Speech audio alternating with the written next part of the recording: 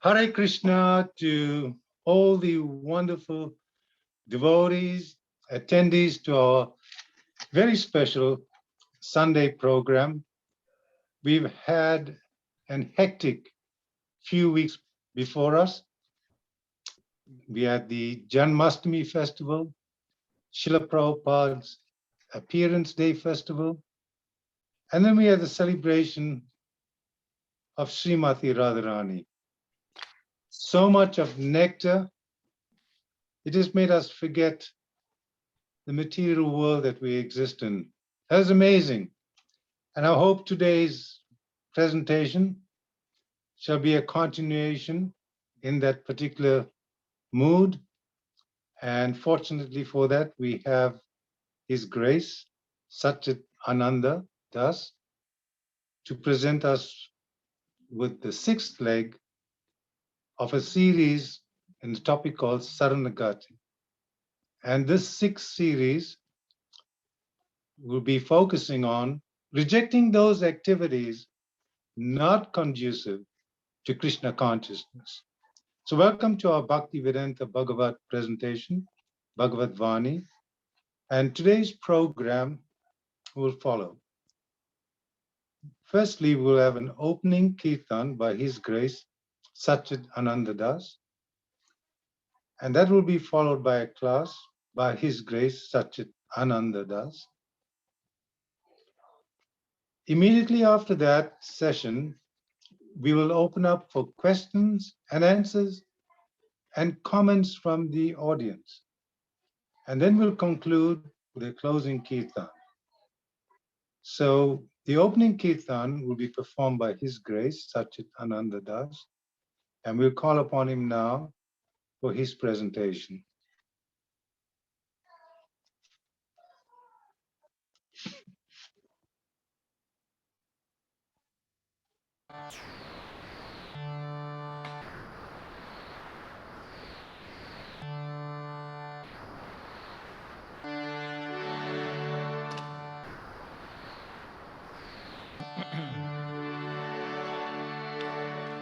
Namo Vishnu Padaya Krishna Pristhaya Bhutale Srimate Bhakti Vedanta Swamin Iti Namine Namaste Saraswate Deve Gauravani Pracharine Nirvisesha Shunyavadi Paschatya Desha Tarine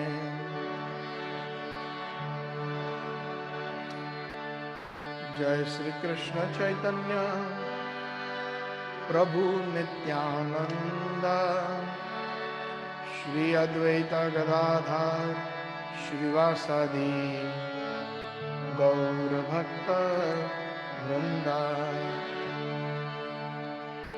Hare Krishna Krishna Krishna Hare Hare Hare Rama Hare Rama Rama Rama Hare Hare Hare Krishna Krishna Krishna Hare Hare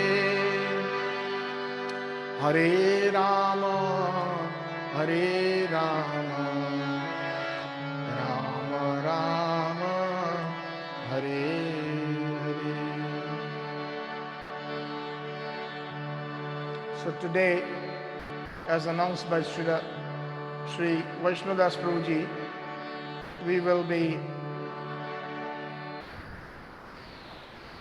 the program will be based on the sixth branch of full surrender known as Sharnagati. And Thakur Bhakti Vinod has composed wonderful bhajans that send the message very clearly. Whatever the six branches, whatever is not conducive to Krishna consciousness, a devotee must reject such activities. We will be singing the first song from branch 6, known as the Bhakti Pratikula Bhav Varjanangikar.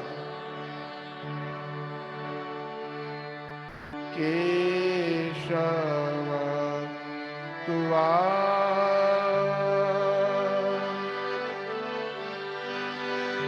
Jagata Vichitra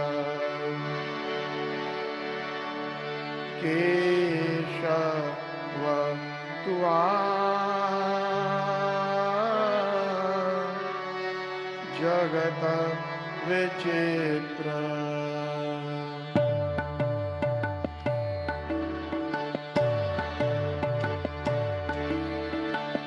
करम विपाके भववन भ्रामी पेखालु रंग बहुचित्र ओ करम विपाके भववन भ्रामी पेखालु रंग बहुचित्र केशव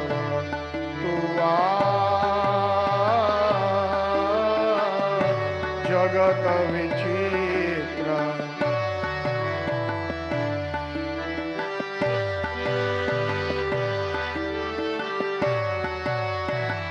हरि बोल। तुआ पदवी स्मृति आमार जंत्रणा क्लेश दहाने दोही जाई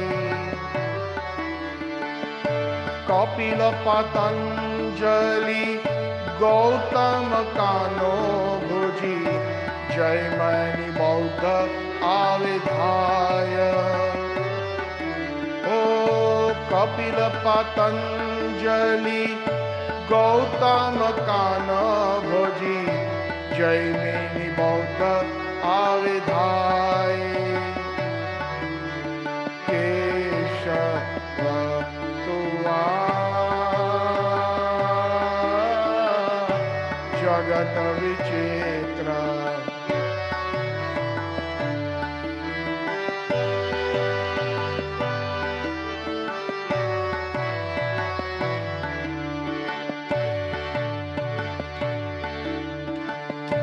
तब कोई निज मते भुक्ति मुक्ति याचतो पाठाई नाना वेद फांद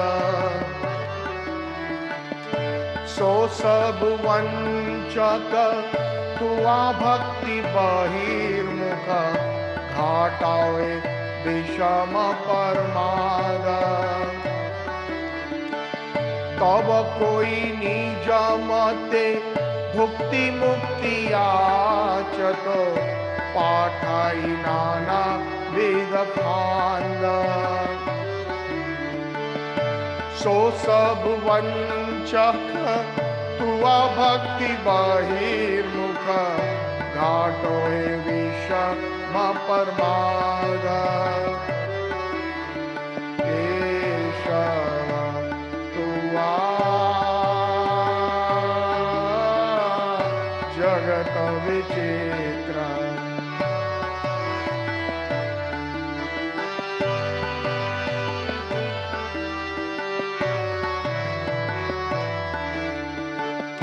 वही मुख वंचने भट्ट सो सब निरमिल विविध पसार दंडवत दूरत भक्ति विनोद भेलो भक्त चरण कोरी सार ओ वही मुख वंचने भट्ट सो सब निरमिल विविध पसार दंडवत दूरत भक्ति विनोद भेलो भकत चरण गोरी सार केशव दुआ जगत विचित्र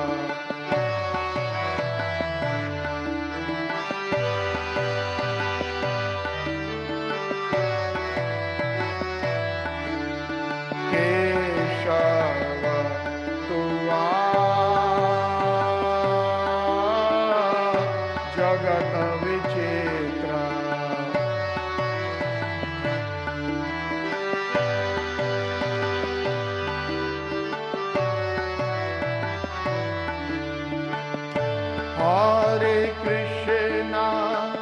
हरे कृष्णा कृष्णा कृष्णा हरे हरे हरे राम राम राम हरे हरे हरे कृष्णा हरे कृष्णा कृष्णा कृष्णा हरे हरे हरे राम हरे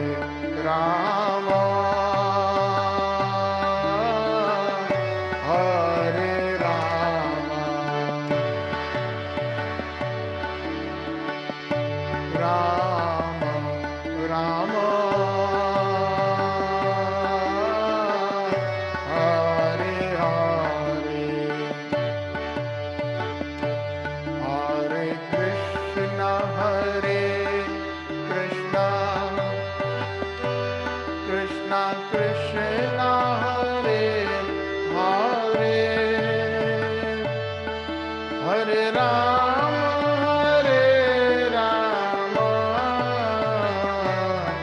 राम राम हरे हरे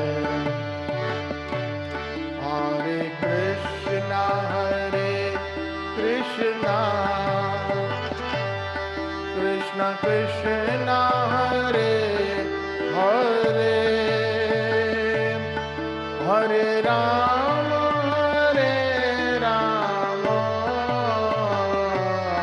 राम राम हरे हरे केशव दुआ जगत विचित्र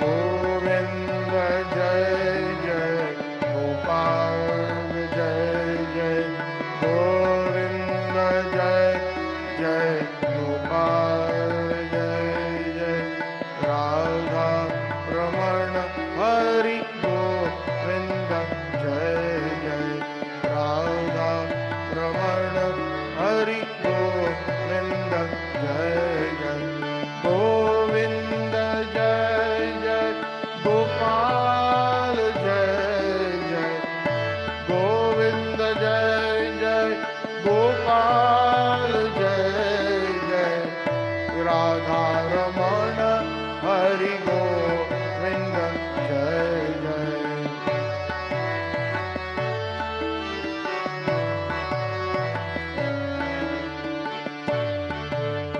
भज गौरंग कहो गौरंग लहो गौरंग तेरा नाम रे भज गौरंग कहो गौरंग लहो गौरंग तेरा नाम रे Jai Jana Bhaje Gauranga Sheyamar Paranare Jai Jana Bhaje Gauranga Sheyamar Paranare Nitai Gauranga Nitai Gauranga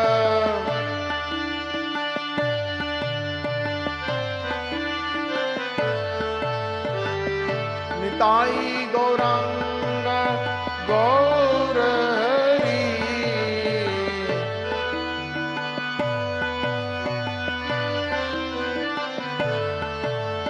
Jaya Satchitananda Gaur Hari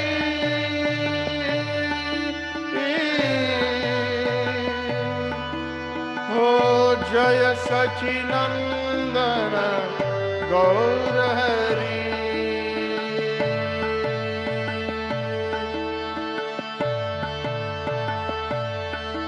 Jaya Radha Madan Mohan Radha Madan Mohan Radhe Radhe Jaya Radha Govinda Radha Govinda Radhe Radhe Jaya Radha Gopinath Radha Gopinath Radhe Radhe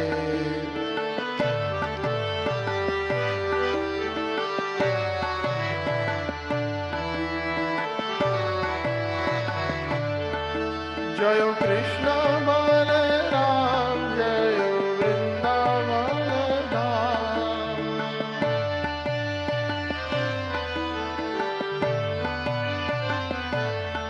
Jaya Lalita Vishakha Radhe Shyam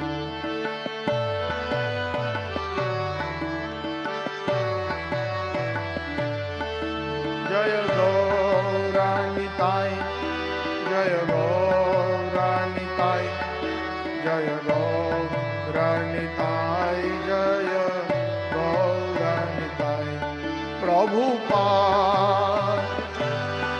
Prabhupada Prabhupada Jaya Jaya Prabhupada Jaya Jaya Prabhupada Gurudev Gurudev Gurudev Jaya Jaya Gurudev Jaya Jaya Gurudev Jaya Jaya Gurudev Gaur Premanande Hari Hari Bol Gaur Premanande Hari Hari Bol Gaur Premanande Hari Hari Bol Kalyug Pavan Hari Naam Sankirtan Ki Jai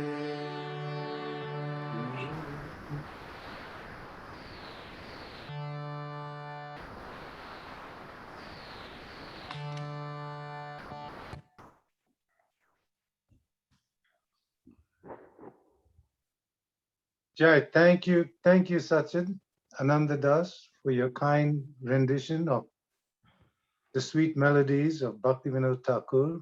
Thank you so much. Now, today's class is going to be presented by His Grace Satchid Ananda Das. And before he gets going with the class, we'd like to share a little bit of information as to the background of His Grace Satchid Ananda Das. Now, I'm not going to go into too many details because there are many, many details to describe the activities of Satchitananda Das in his stay with the International Society with Krishna Consciousness. Now, most of the attendees present here today are very, very familiar with the qualities and years of service of His Grace Satchitananda Das. He has been initiated by His Holiness Bhakti Charu Swami, and that was over 30 years ago, during which time he has been involved mostly with sharing the knowledge espoused by the saintly persons. He has done this in many, many countries throughout the world, too many to name, and also has taught many young persons music and the wisdom of the Vedas. Today we are pleased to receive more nectar from His Grace, Satchitananda Das, on the closing leg of the series called Sharnagati. So let's welcome His Grace, Satchitananda Das.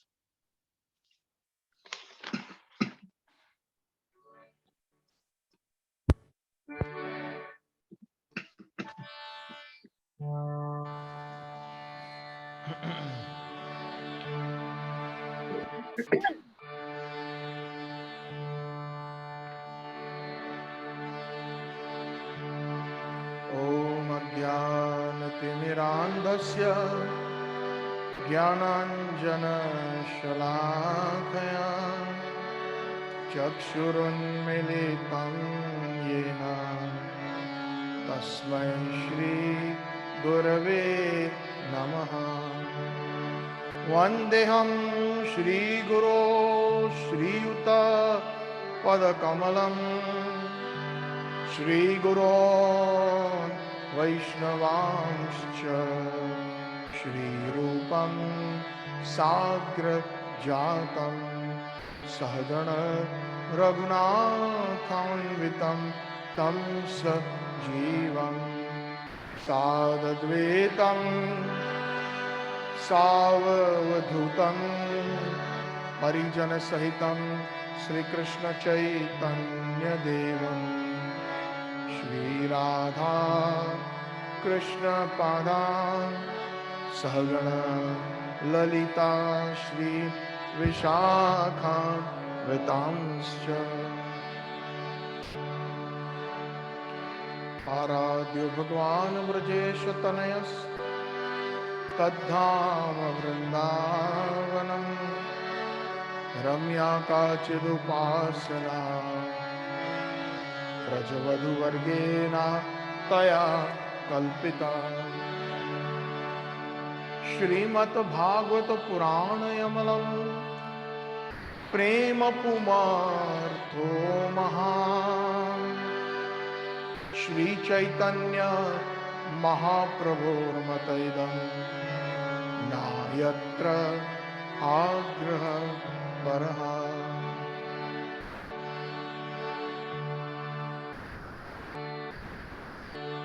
नवनीरद निन्दितकान्तिधरं रससागरनागर भूपवरं शुभवङ्किमचारु शिखण्डशिखिं भज कृष्णनिधिं व्रज राजसुतं।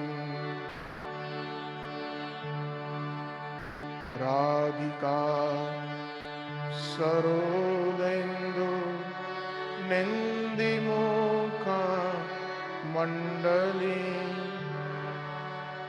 वन्दिये श्रीपादपद्म ऋषमानु नन्दिनी। श्रियकान्तः कान्तः परमपुरुषः कल्पतरो ध्रुमा भूमिश्चिन्ता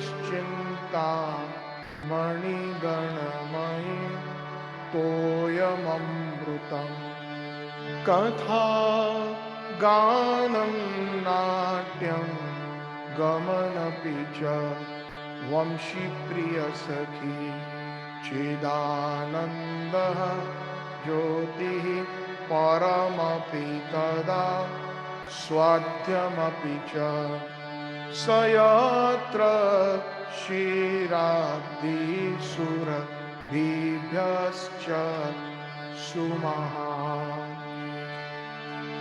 निमेषार्धाख्यो वा व्रजति हीना यत्रापि समयः Bhaje Shweta Deepam Tamamiha Goloka Nitiyam Vedantaste Santaha Shiti Viralacharha Katipaye Ishvara Parama Krishna Satchitananda Vigraha Anadirade Govinda Sarvakarana Karanam Satyam Param Dhimahi.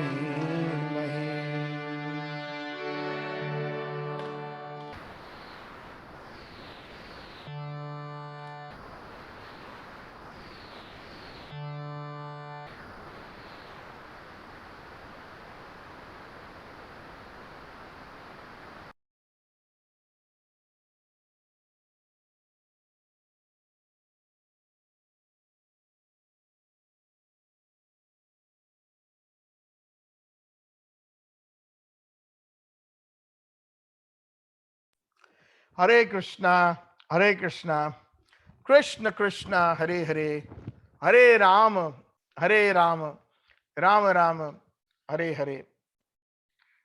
Once again, welcome everybody to the Bhaktivedanta Bhagavad Group, Bhagavad Sunday weekly program. Thank you, Vaishnadas Prabhu, for the generous introduction. I'm hoping to live up to the expectations of all the Vaishnavas. May Srila Prabhupada and the Gaudiya Acharyas bless the words that come out from my mouth so that they are pleasing and in line with the teachings of Chaitanya Mahaprabhu and our Gaudiya Acharyas. My obeisances unto His Divine Grace Srila Prabhupada and all his sincere followers. And again, once again, welcome to the Sunday weekly program. My Danvat pranams to all of you. Hare Krishna. So for the past several weeks, intermittently though, we have been conducting the Sharnagati series, as Vaishnadas Prabhu mentioned. And today we are in the final limb or the sixth branch of Sharnagati. As if you all remember the meaning of the word Sharnagati, Sharnagati is a Sanskrit word. If you divide that into two words, it's a combination of two words, Sharan plus Agati. Sharan means shelter. Regardless of which faith one follows, everybody has some level of shelter that they take of the Supreme Almighty Lord.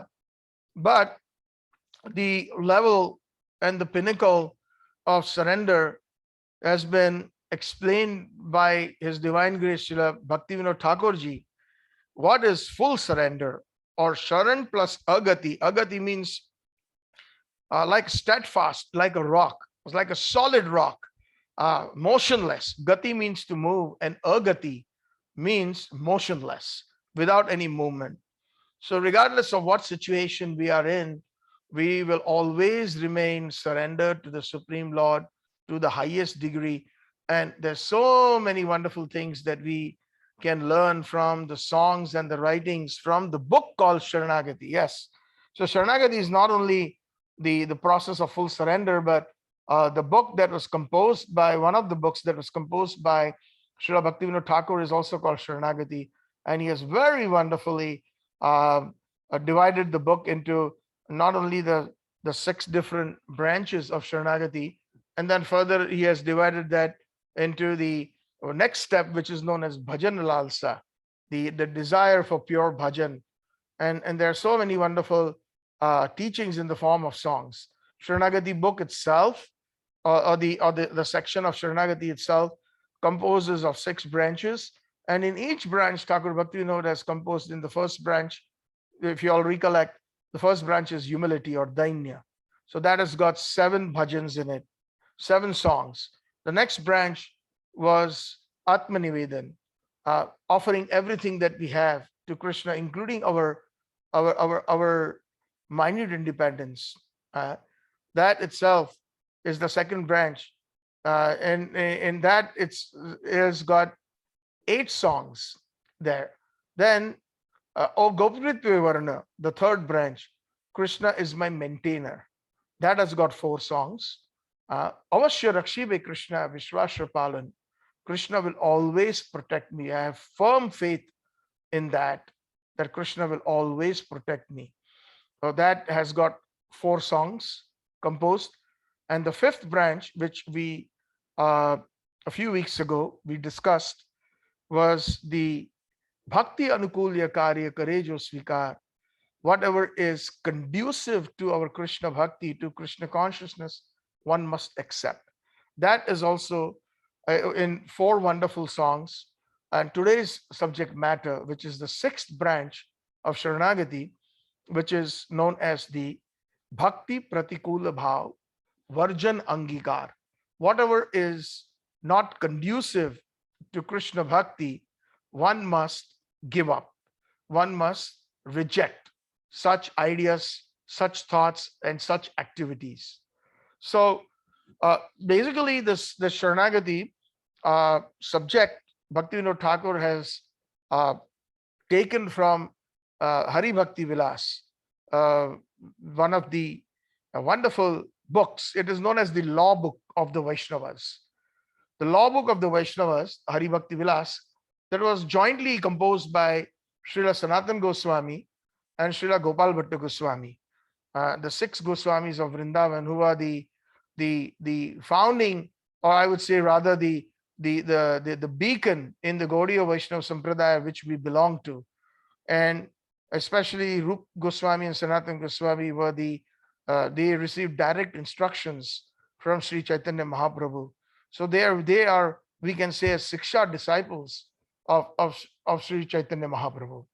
And in that particularly, Bhaktivinoda Thakur has picked on this verse from Hari Bhakti Vilas from chapter 11. Anukulyasya sankalpa pratikulyasya varjanam rakshasyati vishwasho gotvite varanam tatha atma nikshipta karpanye shadavida sharanagati. Shadavida means the 6 branches of Sharanagati are Anukulyasya sankalpa. One should accept activities that are conducive to Krishna consciousness. Pratikulyasya varjanam, reject activities that are not good for Krishna consciousness or our bhakti, for Krishna bhakti. Rakshasyati vishwaso, full faith that Krishna will protect me. Gotrite varanam, Krishna is my maintainer. Tatha, and Atma Nikshepa Karpan, Atma Nikshepana, offering everything that we have to Sri Krishna with mind, bodies, and words, offering everything. And Karpanye means humility. Thakur Bhaktivinoda has kind of shifted the order a little bit, but the theme is exactly the same. And in the introductory song, Thakur Bhaktivinoda mentions that Sharanga Sharanagati Hoive Jar Tar Prarthana Sune Vrajendra Kumar. Very important, wonderful point he has made. That when a devotee has all the 6 limbs of surrender, all the 6 branches of surrender, then Krishna must listen to that devotee. Krishna is fully under the control of that devotee. Sometimes we wonder that, we may be sometimes thinking that, oh, I have been, right from my childhood, I've been doing Krishna Bhakti, and I have been praying to Krishna, and I have been doing so many things that are that are in Krishna consciousness, but sometimes I'm in need of a certain prayer that needs to be answered, and sometimes Krishna answers those prayers and sometimes he does not. So then when he does not, sometimes the devotees, they have a certain doubt in their mind that I am your devotee, Krishna, why aren't you listening to my fervent prayer? It could be about a particular distress in life, or about a health issue, or something that brings a lot of pain and misery in our lives, and we take the shelter of Krishna. We pray, my dear Krishna, please, mitigate this problem I have. And sometimes Krishna may and Krishna may not. So then the answer to that is, why does he not? Well, he is not obligated to, because are we fully surrendered? Are we completely surrendered to Sri Krishna with all the 6 branches? Are we completely humble? Are we humbler than a blade of grass, more tolerant than a tree? And are we giving respect unto all? and not expecting respect for the selves. Like Chaitanya Mahaprabhu mentioned in the Sistastakam 3rd verse. Trinadapi sunichena taro iva sahishnuna amanena manedena kirtanya sadahari. And are we continuously chanting the holy names of the Lord? We cannot do that, kirtanya sadahari, because we are not humbler than a blade of grass, more tolerant than a tree. Always we are, sometimes respecting, sometimes we are disrespecting living entities. And we are always expecting respect for ourselves. So that is the reason when all these attributes are there, and to some extent, then we cannot even cover the first branch out of the 6, which is humility. And then, do we have firm faith in Krishna? Do we do all activities in our life right from the time we wake up in the morning until we go to bed? All our activities, 100% Krishna conscious activities. So like this, so on and so forth. We can do a introspective analysis on us, whether we have the 6 branches of surrender. And if we do not, then it is not necessary that Krishna may listen to us. But if we do, then he must listen to us. Like Srila Prabhupada. Many acharyas have different sometimes rules and regulations according to time, place, and circumstances. Srila Prabhupada's Gurudev, Srila Bhakti Siddhanta Saraswati Thakur, he said that Krishna will not even look at your offering if you do not chant minimum 1 lakh names or 64 rounds of the Hare Krishna Mahamantra. So that would take, with even a decent pace, a minimum 6 hours a day of chanting. 6 hours of chanting. But when Srila Prabhupada made that proposition to the first batch when he was initiating in New York, to Professor Howard Wheeler, to Keith, to some of the devotees, says, tomorrow I'm going to initiate, tomorrow is Janmashtami, and you will chant from now onwards 64 minimum rounds every day, and you will follow the 4 regulative principles of no meeting, no gambling, no intoxication, and no illicit sex. And Professor Howard Wheeler, he started counting. They used to take about 15 minutes chanting 1 round of the Hare Krishna Mahamantra. And like that, when he called, Swamiji, this is going to take more than 12 to 13 hours. No way. It's not possible. Impossible. That's what they said. So then Prabhupada said, okay, that's all right. You can chant 32 rounds, 32 good rounds. Whew, not possible, Swamiji. That means that would take about 7 to 8 hours. Then Prabhupada said, minimum 16 good rounds and follow the 4 regulative principles. So Prabhupada changed the rules of the game that his Guru Maharaj had set. And the other acharyas that were chanting every day, which is the essence, chanting, but he changed. So, but why? And Prabhupada said that if you chant minimum 16 good rounds and you follow the 4 regulative principles of no meat eating, no gambling, no intoxication, and no illicit sex, you will go back home, back to Godhead in this very lifetime. So if Prabhupada said that, that means Krishna must listen to Prabhupada, because Prabhupada is a Sharanga Sharnagat soul. He is fully surrendered with all the 6 branches of Sharnagati, or full surrender. And therefore Krishna must listen to his pure devotee, because Krishna says in the Srimad Bhagavatam, Aham Bhakta Paradina, I am controlled by my pure devotee.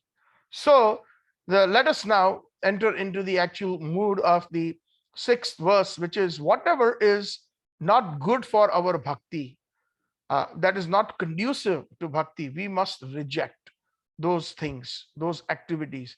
And today we sang a wonderful song, Keshava Tua Jagata Vichitra. My Guru Maharaj, Nitya Lila Pravishta Bhakti Charu Maharaj, sang this in a very melodious way, and he was an expert singer, and whatever little qualities I have imbibed is by his mercy. And we have made an attempt to sing it just the way, in the same melody or the same raga as His Holiness Bhakti Charu Maharaj did so. So in this song, and there are 4 songs, so I may perhaps divide this session of the 6th branch into 2 sessions. Today's session will be session 1, and the next time there's an opportunity, it will be session number 2, because it is imperative to understand the writings or the songs that send out a message. Because sometimes, as practicing devotees, we do more things that are not conducive to our bhakti than things that are conducive to bhakti, which was the previous branch. We should always do things bhakti anukulya sankalpa. We should always do things that are good for our bhakti, that will help us for our Krishna consciousness. But if we analyze our day-to-day life, sometimes, at least I can say for myself, there are, out of the 24 hours, when I really go introspective, how many hours am I really 100, spending time in Krishna consciousness? And the answer is not 100%. And that is the reason this particular branch has been mentioned. Pitfalls. One should be very careful of of of uh, of staying away from activities or rejecting activities that are not conducive to bhakti. And when we simply study these four songs, then we will get, perhaps we pray to the lotus, at the lotus feet of Bhaktivinoda Thakur and Srila Prabhupada, that we may get that understanding and that realization eventually, based on the the teachings of such wonderful acharyas. Bhaktivinoda Thakur, and as I've mentioned many a time, he's not an ordinary soul. He comes from Golok Vrindavan, just like Srila Prabhupada, and they're all servitors of Srimati Radharani. Last Sunday, we spoke on Radha Astami, and we mentioned our Gaudiya Acharya is a very special servitors of Srimati Radhika, known as the Manjaris, or they are also known as Kinkaris, and they're very close to her. And when they teach us something, it has to be nothing short of perfection. Not 100% perfect, but 1,000%, 1,000,000% perfection. Perfection at its highest, which cannot be surpassed. So with that in mind and with that mood, we have to show the utmost respect by hearing Bhaktivinoda Thakur's writings and trying to absorb them as much as we in our lives. Actually, the day before, it was Srila Bhaktivinoda Thakur's appearance day. And he's also known as the seventh Goswami. There are 6 Goswamis of Vrindavan: Rup Goswami, Sanatan Goswami, Jiva Goswami, Gopal Bhatta Goswami, Raghunath Das Goswami, and Raghunath Bhatta Goswami. These are the foremost of the acharyas who came to give pure devotional service. And Srila Prabhupada bears, His Divine Grace Srila Prabhupada and all the acharyas who came afterwards in that line, they bear the torch of Chaitanya Mahaprabhu's pure teachings of bhakti. So some of the Vaishnavas are of the opinion that he is the 7th Goswami, an incarnate, amazing personality. So he says in this particular first song that Keshava Tua Jagata Vichitra. Oh Keshav, Krishna is known as Keshav. Krishna has many names. It is said that people, generally speaking, even who are those who are followers of Sanatan Goswami, followers of Sanatan Dharma or Hinduism, they all believe in God and they call God by different names like Bhagwan, Hari, Paramatma, Parameshwar, etc. So our acharyas say that there are 2 sections when one can divide the names of the Lord. One is known as the Gauniya Nam and one is known as the Pramukh Nam. The Gauniya Nam means the names like I just gave the example: Bhagwan, Paramatma, Parameshwar, etc. Like Satyavrat Muni in the Damodar Ashtakam, he mentions that Vara Ishwar, you are the giver of benediction. So such names are common, or they are known as Gauniya Nam, where the opulence of Krishna is displayed. So therefore, they are opulent names. But there are names known as Mukhya Nam or Pramukh Nam, where the qualities of Krishna and the pastimes of Krishna and Krishna's devotees, especially in Vrindavan, are there just by taking the name. So Bhaktivinoda Thakur here addresses Krishna as Keshav. And Krishna is known as Keshav because there are more than one meanings of the word Keshav, but Krishna killed that Keshi demon in Vrindavan who came in the form of a horse, and he was creating a lot of havoc in Vrindavan. And Krishna, when he uh, um, came face to face with the demon, he caught hold of his leg and swung him and threw him across the Jamuna River furlongs and furlongs away. So from that time, he was known as Keshav. And of course, that place, even today, one can visit. It is known as Keshi Ghat. Uh, like even we find that in the song, famous song that glorifies Vrindavan Dham by Krishna Das. Jai Radhe, Jai Krishna, Jai Vrindavan, Shri Govinda Gopinath, Madan Mohan, Keshi Ghat, Vamshi Vata, Dwadasha Kanan, Jaha Sab Leela Koilo, Shri Nanda Nandana, Keshi Ghat. That's where he killed the demon Keshi, the horse demon, and who came in the form of a horse, Keshi Ghat. So that's why he's known as Keshav. And one of the reasons why the Vrajvasis like to call him Keshav is because Krishna is an expert in removing the demons, and tongue twister, annihilating the demons and protecting the Vrajvasis. So when we address Krishna with such names, Govind, Keshav, Murari, Shyam Sundar, Radha Raman, Radha Gopinath, he is utmost pleased. He immediately looks upon that devotee and says, "Oh, you call him Yashoda Nandan, you call him Nanda Nandan, you know my mother's name. Radha Madhav, oh Kunja Vihari, Gopi Jana Vallabha, Girivar Dhari, Yashoda Nandana, Vraja Jana Ranjana, Yamuna Tira Vanachari, Jai Radha Madhava." This is also one of the songs that we sing generally before the Bhagavatam class every morning. That is also composed by Srila Bhaktivinoda Thakur. So in each and every word of that song is the glories of Krishna through his name.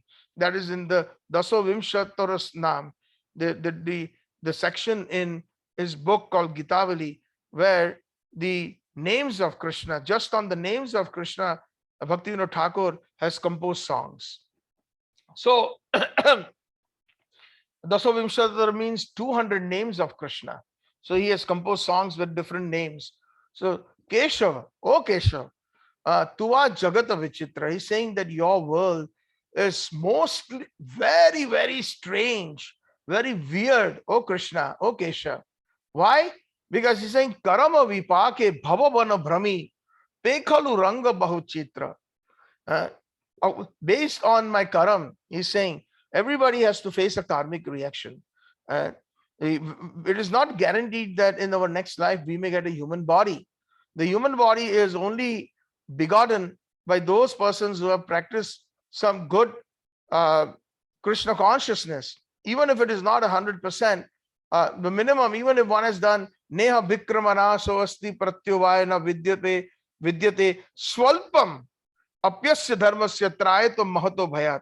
Bhagavad Gita chapter 2 verse number 40, where Krishna says that even one who has performed even a little bit of Krishna consciousness will be saved from the most dangerous situation.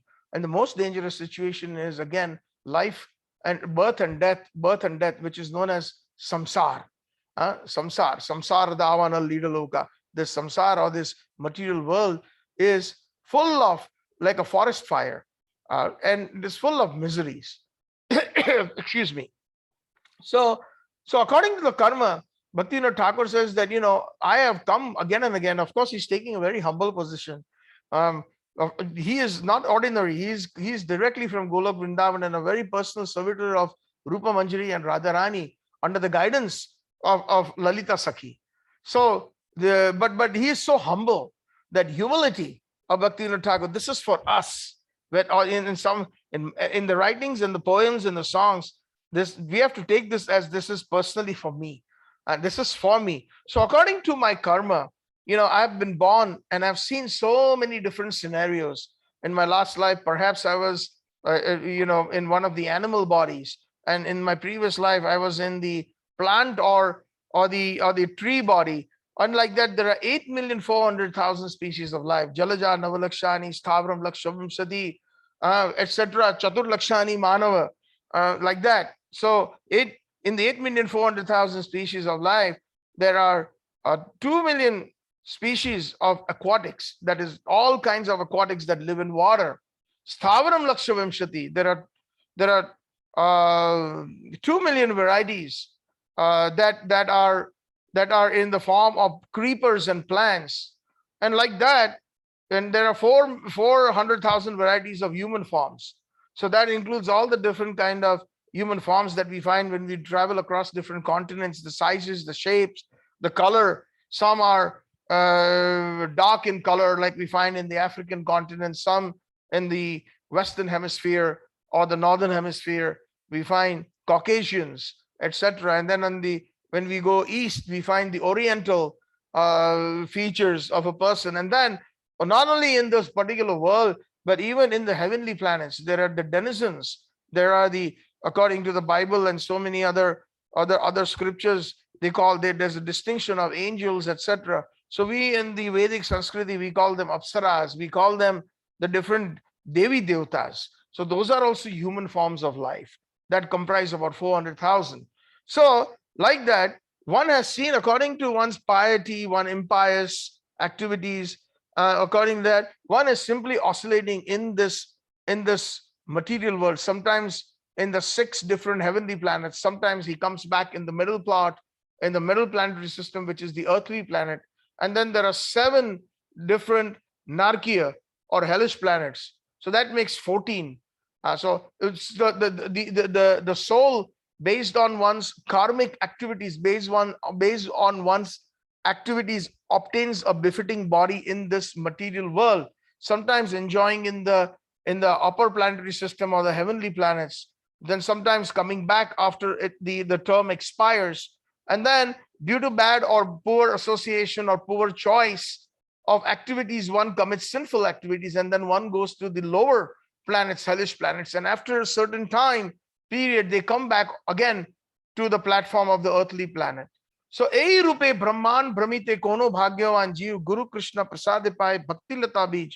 And Chaitanya Charitamrita, it is mentioned that in this fashion the soul is simply oscillating between heaven, earth, hellish planets, earth, heaven. But that jiva or that soul is very fortunate when he gets the mercy of a pure spiritual master. By the mercy of Krishna, one obtains a pure spiritual master, and then that cycle stops. But when that cycle is continuing, Bhaktivinoda Thakur is saying that bhavavana brahmi, bhava means this, where there is birth and death, and in between there is old age and disease.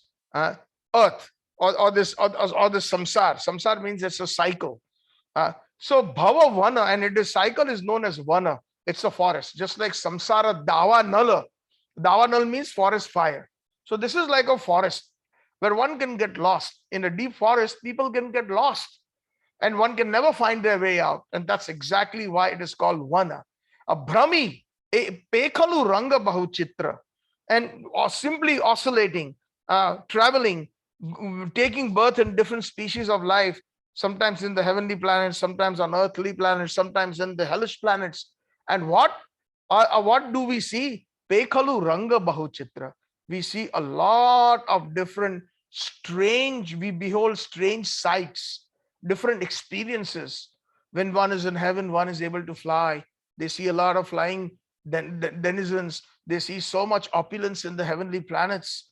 That is why a certain class of people of a certain faith, and most of them, they do not know there is a concept beyond heaven, and their highest goal is heaven. So they say that, one should fight this particular war of religion, and when you kill all the non-believers, you will get residency in heaven, and you will get 7 virgins that you can marry, and that is the motivation to go to heaven. And then they do all kinds of activities that create such a havoc in the world, in the society, terrorism in the name of religion, just so that they have been misguided by some of their so-called spiritual leaders, telling them that they will indeed strap up yourself and get ready to die, and you will attain Jannat, you will attain heaven. So, and then, of course, there you see different sights, just like when we are here in this world, we see many different sights, even here. Even when we go on vacation, sometimes we go to different continents. We go to the Japan, and we see different sights, a different culture. We go to Australia on a vacation, we see different sights and different culture, the Aborigines, etc. And when we are here in the wild west, there's a different side, different culture of the Red Indians, and then the African continent, and etc. So based on that, and that is one of the reasons when we dream in our dreams, sometimes we dream that we are flying, sometimes we see a strange place, and we get so much engrossed. So our acharyas explain that it is because we have been there in some life. And sometimes it is true that we may have been on a tall mountain like Jambudweep, one of the tallest mountains in this world, and then and certain places, and we may have been in heaven, and we may be capable of flying. And sometimes we see some very horrible dreams, because that is a glimpse that perhaps we may have seen a little bit, that we still kind of place in our mind, in the back of our cerebrum, in our brains. There's a region where there were a lot of images of store, and from our past lives also. So sometimes, it is such a mixture that we combine our dreams as a combination. It may not be very clear. The flying could be because of our experience of being in heaven at one time, and then the mountain, it could be because we were in a particular place where we lived in the mountainous region. And sometimes we feel that we are deep down, dived under the ocean, and we are seeing so many wonderful corals and reefs and stuff like that. So that is because at some time we had an aquatic life. We were maybe a whale or a shark or some kind of a aquatic animal that we had. So all these are different experiences. And of course, we do dream about our present life experiences as well. And sometimes they all get jumbled up in a dream. So Pekhalu Ranga Bahuchitra. Bahuchitra means many different scenes I have seen. And that also means different experiences that we have gone through, different miseries, different flickering happinesses, etc. Tuva pada vismriti, second verse, Amar jantrana klesha dahana dohi jai. And the reason why I've come to this material world, Bhakti, many people ask this question: why are we here in the material world? And Thakur Bhakti Vinod has very clearly answered this question here. It is because Tuma pada vismriti, forgetfulness of your lotus feet. Oh Krishna, forgetting Krishna. Amar jantrana klesha dahane dohi jai. That is the reason of my grief. That is the reason, because even being born in this world, even we may be born in a wonderful so-called opulent North America, some of us, or some of our children, our grandchildren, although first generation we came from different parts of the world, in the United States or Canada, it's a melting pot from different cultures. They all moved from Europe and different places. And then those born in this opulent countries, so-called opulence, I would say, definitely, that is because they have, and when they experience all these things, they think this is wonderful, this is happiness. As soon as you come to the United States or Canada, within a month or two, one is capable of getting a car, one is capable of getting one's own individual apartment, or even in a year or two, one can even buy a house, because the entire system here is based on udhari. Meaning loans. They give you loans. You can finance a house for 30 years, and this is your monthly payment. So it's so easy to buy property, to buy assets, and whole life, especially those who are originally from here, or who are from this culture, they never save money. Friday to Friday, even if they are multi-millionaires, their paycheck is blown, because such are their habits. The more money they make, the more expenses in frivolous things, in drinking, in bars, in parties, and in all kinds of different activities that are outrageous. So the reason is because we have forgotten Krishna. That is the reason why we are. When Prabhupada was asked this question in United States, I think it was on CNN or one of those channels, one of the prominent channels, Swamiji, why have you come here? Because Prabhupada was dressed in the saffron robes, and he was just like a monk. So he says, and Prabhupada would answer many a time that in one line, I've come here to remind you of what you have forgotten. I've come here to remind you of what you have forgotten. So Tua Padas Vismriti. When we forget Krishna, then Krishna has made this particular material world so that it is a correctional facility. In the United States and Canada, they do not call it jail. Jail is a very old term during the British time, but nowadays it is like sophisticated words. Jail is still a jail, whether it is an air-conditioned jail for the white-collar criminals or for the third-degree murderer who has been charged with the third-degree felony. Jail is still a jail.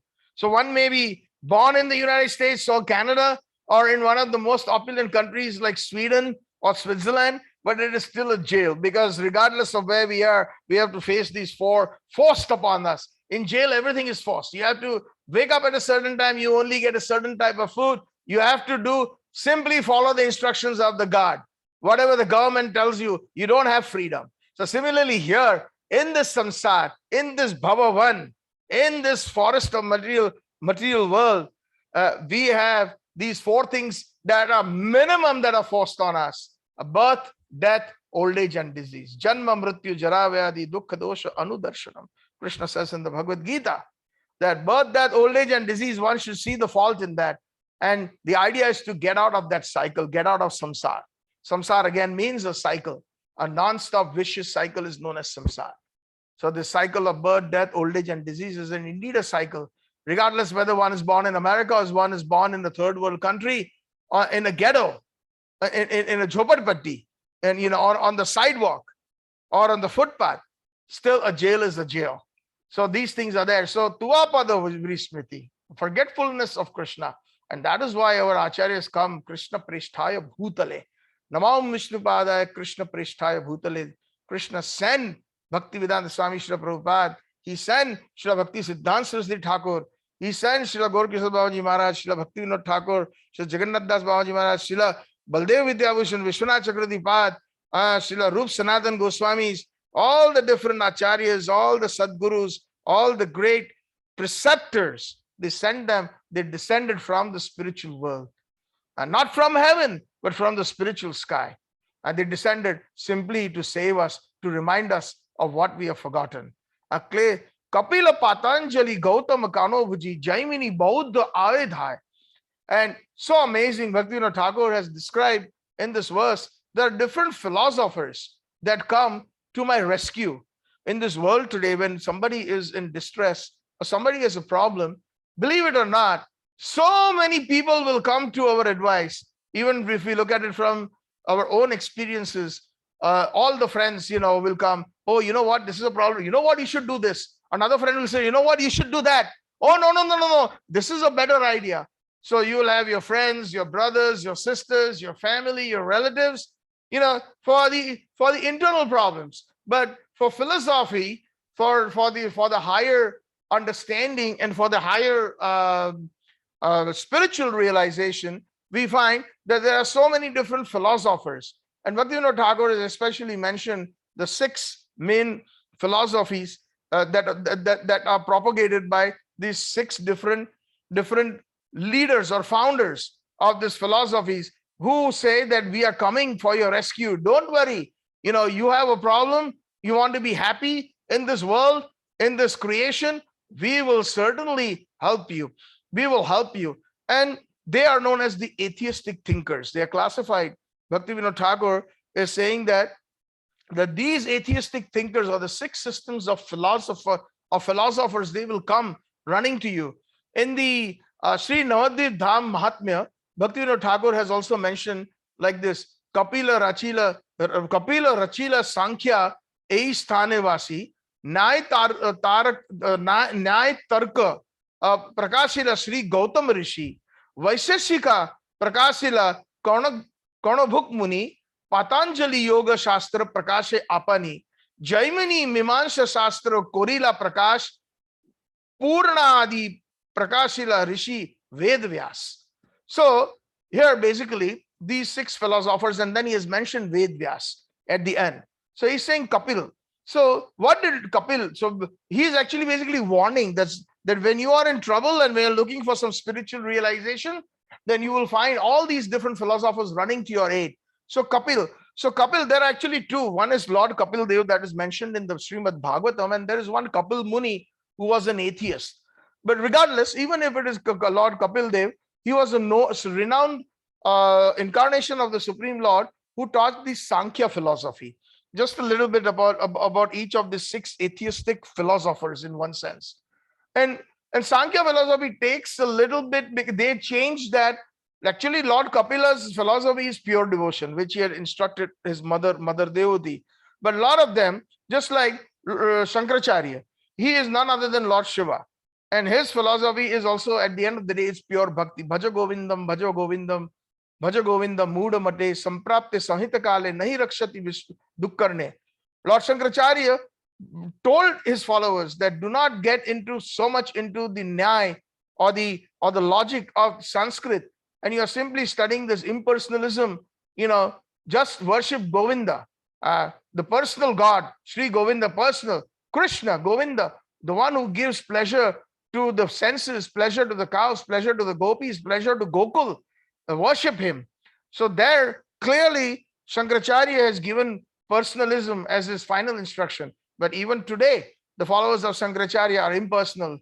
They're the followers of impersonalism and Mayavadism. So similarly, Lord Kapil, the Sankhya system has taken a turn, and Bhaktivinoda Thakur is warning, because it is simply it is a metaphysics that deals with the elemental principles of the universe, where there is an analytical study of all the different elements, especially the 24 different elements. And then eventually in Kapil Dev, who is the incarnation of Lord Krishna, his conclusion is all of this concludes is because it is of Sri Krishna. But in today's Sankhya philosophy, that is the perverted reflection of Lord Kapila, they have taken out that element of pure devotion, and they are simply into the analysis of metaphysics, and also it also is a system of spiritual knowledge with its own methodology, which has gone astray, which has been misleading from the original Lord Kapil Dev, and it culminates eventually into the full consciousness of the Supreme Absolute, but which they miss out.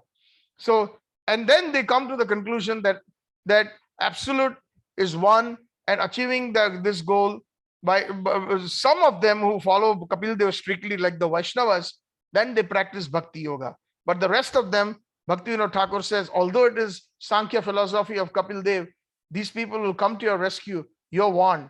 Like this, even Srila Prabhupada mentions that there is a Kapil Muni who was an atheist, different from Kapil Muni. So perhaps it is Kapil Dev's teachings which were misguided by this Kapil Muni, giving it a atheistic understanding. Then who else is coming? Bhaktivinoda Thakur is warning, be careful. Patanjali Muni was there about 5,000 years ago, and nowadays Patanjali is very famous. We find all these Patanjali stores all over the world because of this Baba Ramdev. Patanjali was actually, he in the Vedanta Sutra, you will come to know about Patanjali Rishi and his Yoga Sutra. So he was an expert on Ashtanga Yoga, but he's declared as a Nastik.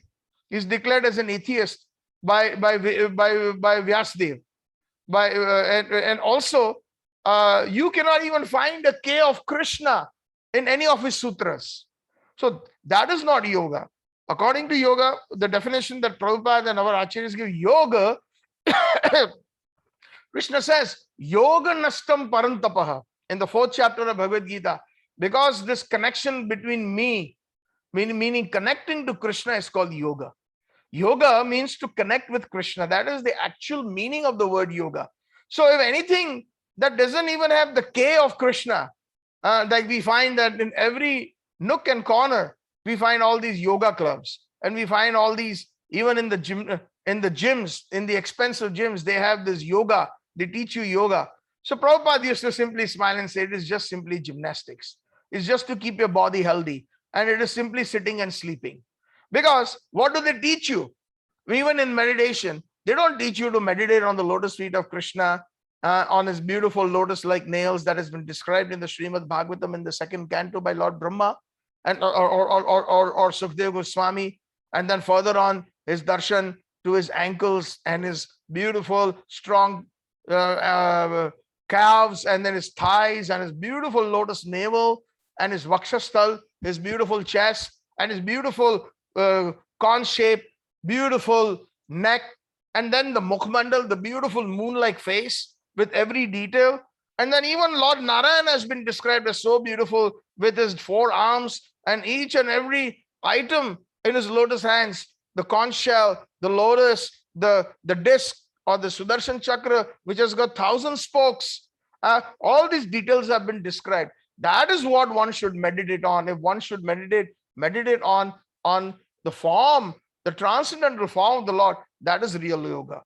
Other than that, the exercises are helping you so that we can meditate better, so that if we can control our senses, if we have the proper intake of air, if we have the proper healthy body, then we will be able to concentrate to be properly perform the final leg of yoga, which is samadhi. Samadhi means completely concentrating everything that is there at the lotus feet of Krishna. That is, so Patanjali propagated the Yoga Sutra, and then now the famous Baba Ramdev of India, that's all they do. He's completely a Mayavadi. A few years ago, about 5-6 years ago, somebody had recommended that, because you're diabetic, you should go to the Yogram, which is about 30 kilometers outside of what is that place? Haridwar. So in Haridwar, Baba Ramdev has this hospitals and this Ayurvedic centers, and then he had this Yogram. So when I went there, because I wanted through natural therapy, they treat the diabetes. And they're doing a wonderful job in terms of treatment. There's no doubt about that because of their studies and all this Ayurveda and everything. But when I saw, there were about 300 people assembled every morning for yoga, 2-hour session. But they only give nothing but, and then somebody who would be their spiritual leader would come and give a talk.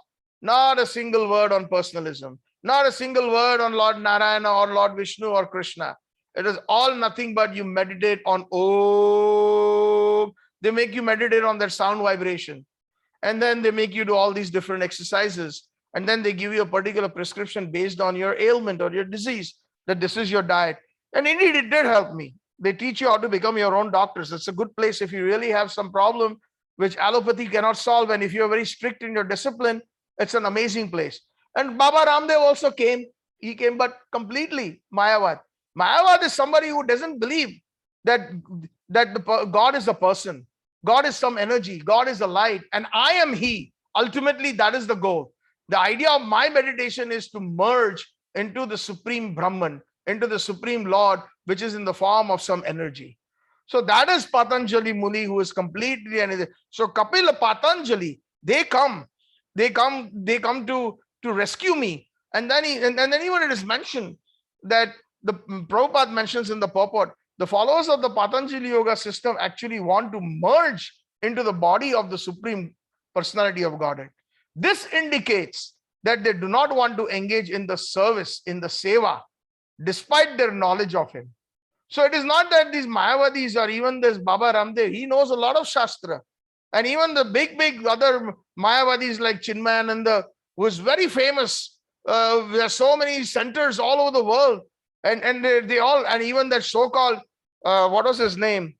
Rajneesh, who was thrown out of the United States, 90 Rolls Royces, and IRS came after him because of tax evasion. And they used to call him Bhagwan.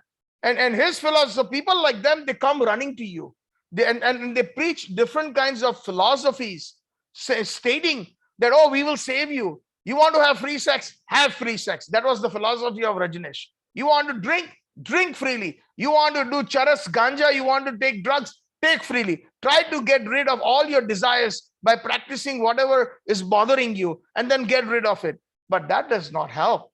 That is not what true Guru, Sadhu and Shastra did. If he is Bhagwan, then how did he die? If he's Bhagwan, how could he could not save himself from the IRS? If he's Bhagwan, why did he need 90 Rolls Royces? If he's Bhagwan, why does he need all these ashrams with so many followers? And especially yet female assistants all the time. So this is all nonsense. Unfortunately, I have to mention this because this is Bhakti Pratikula. Whatever is not conducive to devotional service, one must reject. That is the topic. And so many people will come, who will be coming to our rescue, thinking that they can really rescue. Kapila Patanjali, Gautama Rishi. Gautam was the Rishi was in the 6th century. And he propounded based on the study of Sanskrit and the Vedas, Nyaya. Nyaya means logic. Nyaya also means law, but one of the main roots of the word Nyaya means logic. So a lot of them, what we call is dry philosophical knowledge. Prabhupada said that is very dangerous also. Subject matter and the purpose of Nyaya is the subject matter and statement of purpose of the text, how to analyze opposing views, presents his theory of doubt, discussing the epistemology when there is perception, inference, and comparison is unreliable and reliable. So all that kind of analysis presents his theory of the soul. So in Nyaya, the theory of the soul is also presented, or Atma. And the essence of a person and the source of judgments is the soul. So they also agree that the soul is the one that is controlling your judgment. But again, at the end of the day, it is not the analysis of the soul, but it is the analysis of logic. And it states that the judgment is non-eternal. The theory they present is the theory of karma. So they also present karma. So all these different things that are Nyaya, but there is no question of pure devotional service. So Kapila, Patanjali, Gautama. Then the next person, or the 4th philosophy that comes to my rescue, Bhaktivinoda Thakur is saying, is Kanobhoj. Kanobhoj was also another philosopher. He was known as Kanubhuk or Kannada. Not the language Kannada. He was known as Kannada. He appeared in the 2nd century BC. Kanubhuk Muni Kannada, he wrote the Vaisashika, or the philosophy, or the atomistic pluralism. What that means is studying the analysis of the atom. In the Vaisashika school, it teaches the insights of the atom. It is a form of atomism. That's the natural philosophy, and it is postulated based on all objects in this physical universe are reducible to paramanu.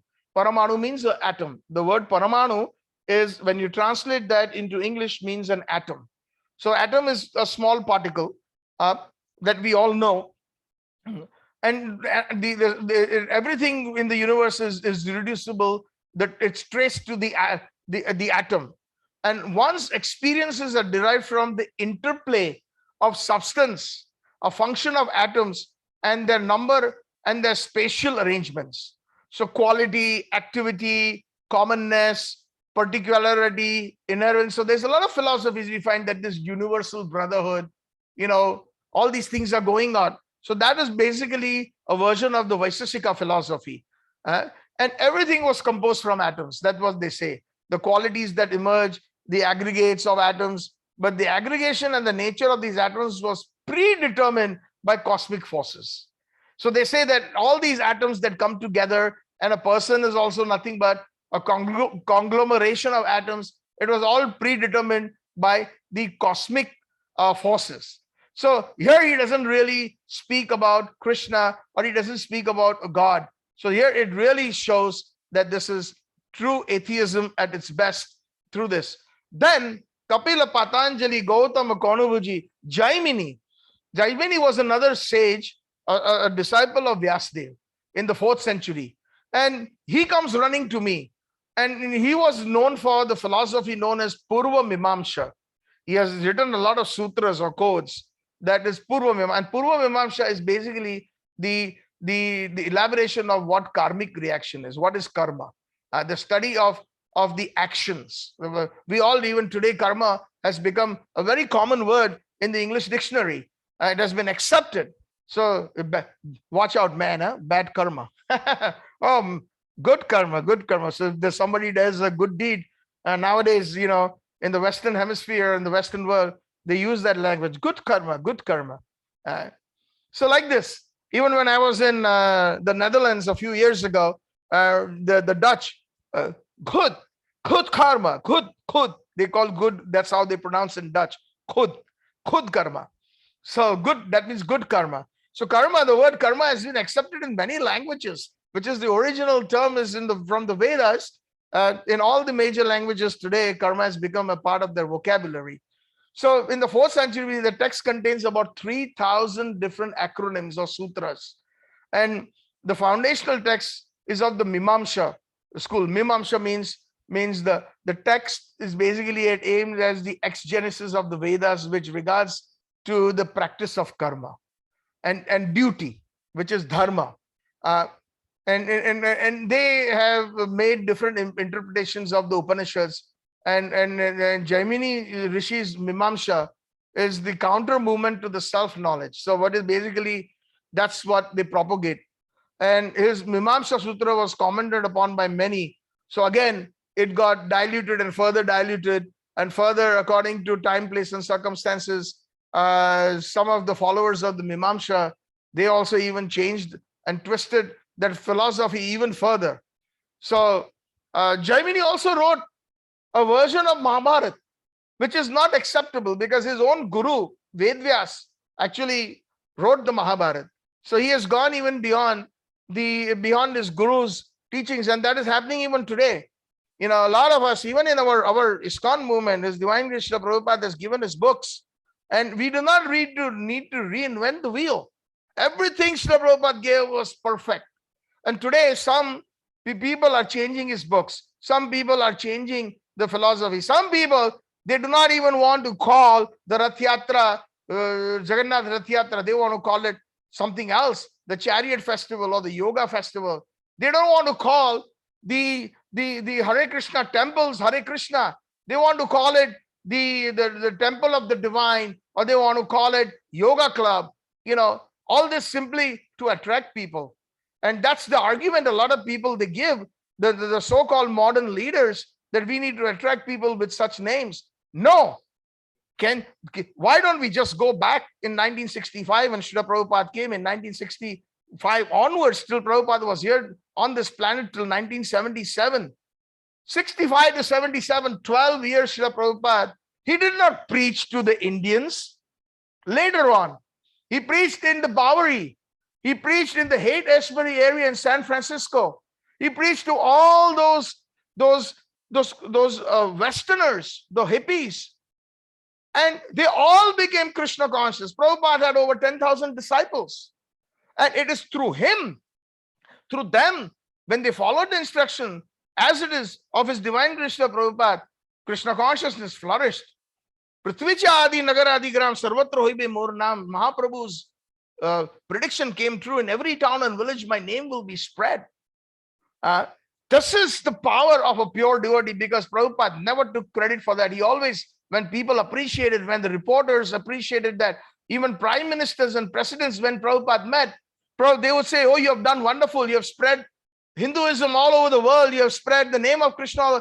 Prabhupada would simply say with folded hands, all I've done is, presented what my Guru Maharaj taught as it is.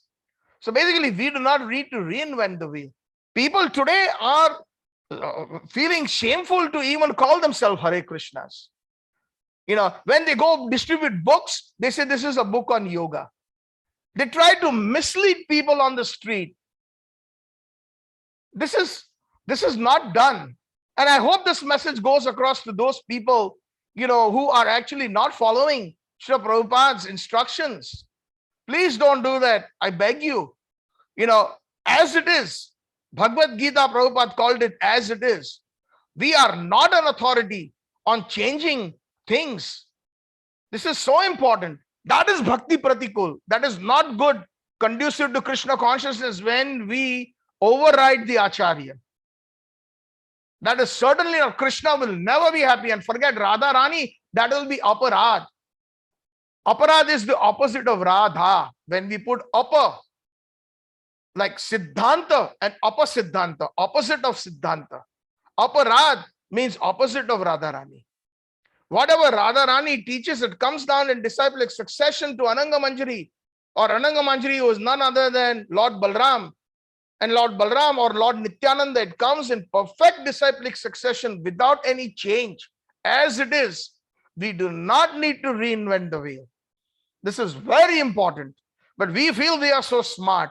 We think, sometimes some of them, they say that, oh, Prabhupada's books need to be changed because there is some grammatical mistake here or something here that needs, people don't understand, that's very old English. No, it's not necessary. Even when Prabhupada had such a heavy accent, when Prabhupada was speaking, all the hippies, the American hippies, they gathered around and they understood Srila Prabhupada. Otherwise, why would they give up their drugs? Why would they give up their dirty habits of illicit sex? Why would they give up their drinking? And then they would become pure Vaishnavas if they had not understood? Think about it. This is a message to all of us in case if we fall into that trap one day. This is a red flag. So all these philosophies are not conducive to Krishna consciousness. So Kapila Patanjali, Gautama Kanobhaji, Jaimini, Dhave Ave, and then he says Buddha. Last he says Lord Buddha. Even Buddha, who is none other than the incarnation of Krishna himself. Keshavadrita Buddha Sharira Jai Jagadish Hare. Lord Buddha came in the 6th century. In the Srimad Bhagavatam it is mentioned, Tatta Kalo Samprapte Samhoya Suradivsham Buddha Nama Jana Sutaha Kinkateshu Bhavishyati. Tata Kalo, in Kalyu, Samprapte Sammohaya, in order to disillusion, to misguide, Suradvisham, to those who are of demoniac in nature, meat eaters, Buddha, Lord Buddha came to misguide them. And he came in the form of Anjana Sutaha. His mother's name was Anjana. So like this, Lord Buddha came. It is said that during the time when Lord Buddha appeared, maximum meat eating was happening in India. At that time, this famous king, after that, King Ashok, where Ahimsa Paro Dharma, that was the main theme of Lord Buddha. Lord Buddha came because the Brahmins had been corrupt. The people in the society, in those who are practicing based on the Vedas, they were taking out scriptural evidence on such and such a Puran. In the Tamsi Puran, there is a mention that one can eat meat. So they would actually take those particular shlokas, and for their sense gratification, they slaughtered animals because they said it is written in the Vedas. It is true. Vedas are also divided into different modes of material nature. In the mode of ignorance or tamogun, in the mode of rajogun, and in the mode of goodness or satogun. And then there's a part of the Vedas like Srimad Bhagavatam, where is Shuddha Sattva, which is pure divinity, beyond the 3 modes of material nature. So those who are in the lower modes of material nature, there is certain provision that yes, you can eat meat. You have to first offer it to a certain Chandi or a Kali, one of the incarnations of Durga, and then you offer, and there is a specification which animals can be sacrificed, like a goat, and when, not every day, on the Amavasya night, on the dark fortnight only, and those mantras have to be spoken. What are those mantras? The mantras, the minimum mantras that they should be speaking, the essence of those mantras is, my goat, I'm killing you right now, but in the next life, you will have the right to kill me. Like that. So such is the essence. But they never followed the rules. They never followed the regulations. They simply slaughtered animals on a rampant way. Day and night, people became, the entire country had been with full of himsa, with full of animal sacrifice. So at that time, Krishna had to do something. So he came and he took the incarnation of Lord Buddha. Keshavadrita Buddha Sharira Jai Jagadish Hare. Lord Krishna in the Dasa Avatar Stotram by Jaidev Goswami, he mentions that.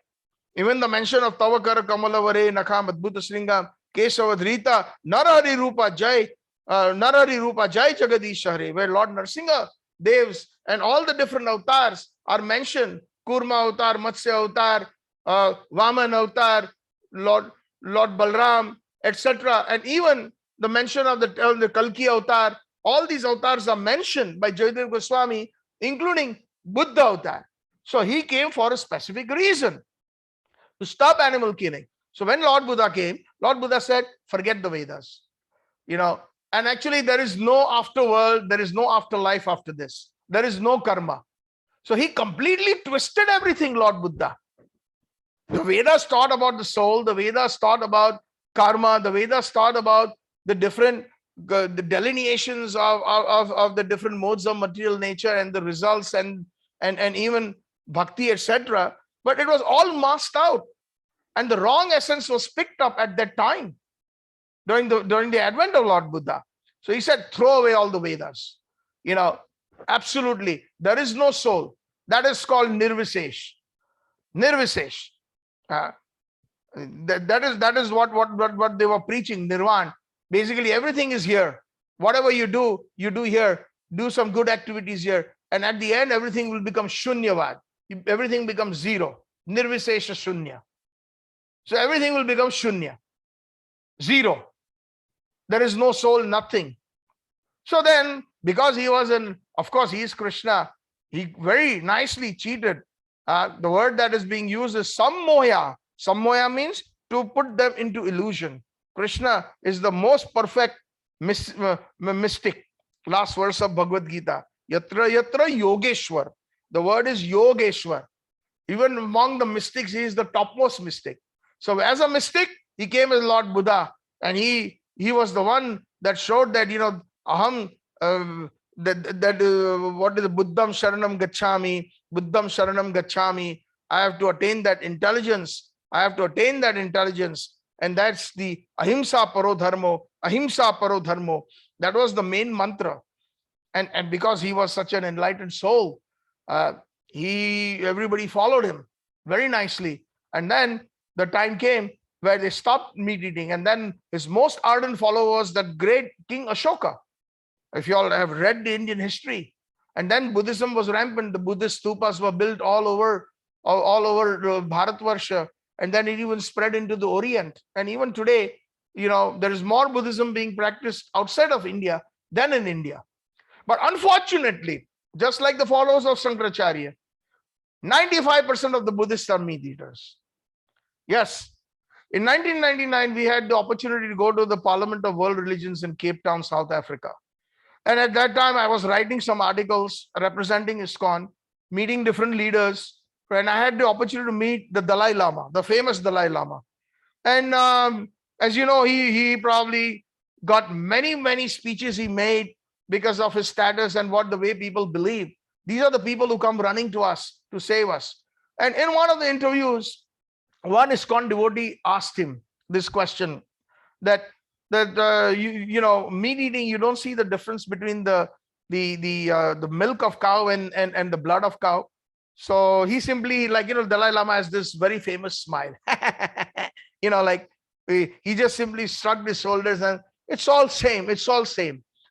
So we see, I was in Nepal about a decade or two ago, and there also I was there in our ISKCON temple.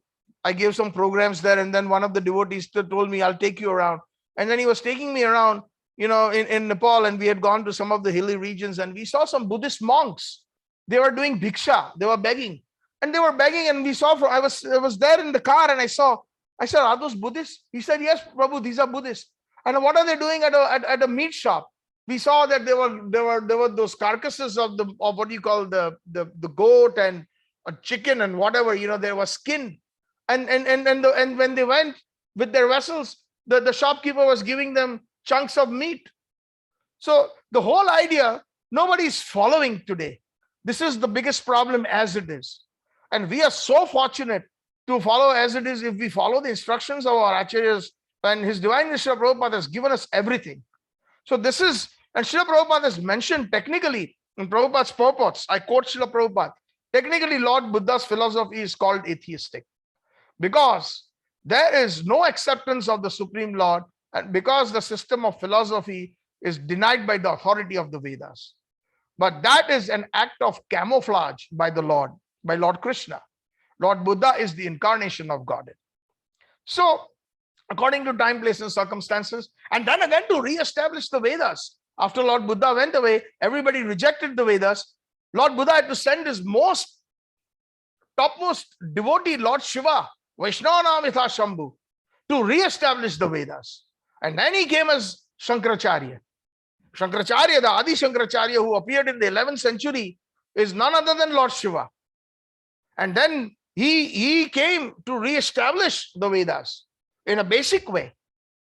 But because his disciples were too engaged in this Mayavadism philosophy that there is no God who has got a form, there are no attributes, God is Nirgun, Nirvisesh, no transcendent, and I am God, Soham, Satchitananda Rupam, Soham, Shivoham, Shivoham. These are the philosophies. All these philosophers will come. Kapila, Patanjali, Gautama, Konobhuji, Buddha, Dhave Ave. They're coming running to me. And what are they saying? They are saying that I will save you. I will save you. Follow me. Taba koi nijo mate bhukti mukti yachato. They are simply propagating different philosophies of enjoyment. Bhukti, not bhakti. Bhukti. With their own different philosophies. Mukti, liberation. They are preaching. Pathai nana vida phanda. And they are simply putting different traps. Just like when we trap a small mouse, or a hunter is trapping a deer in the jungle, they put some different traps. They are simply setting up different traps, all these different philosophers. Why? So sabu vanchaka tua bhakti bahirmukha. They are bereft of pure devotion towards Lord Krishna. Ghata vishame paramad. They are most dangerous. They are setting different baits. Just like when they throw, those people go out fishing. That is called bait. They put some worm or something at the end of the hook and they throw it in the water. And immediately within a few minutes, a fish catches on, tries to eat that worm. So we are also trying to digest those different philosophies that are floating around. So sabu vanchaka tua bhakti bahirmukh.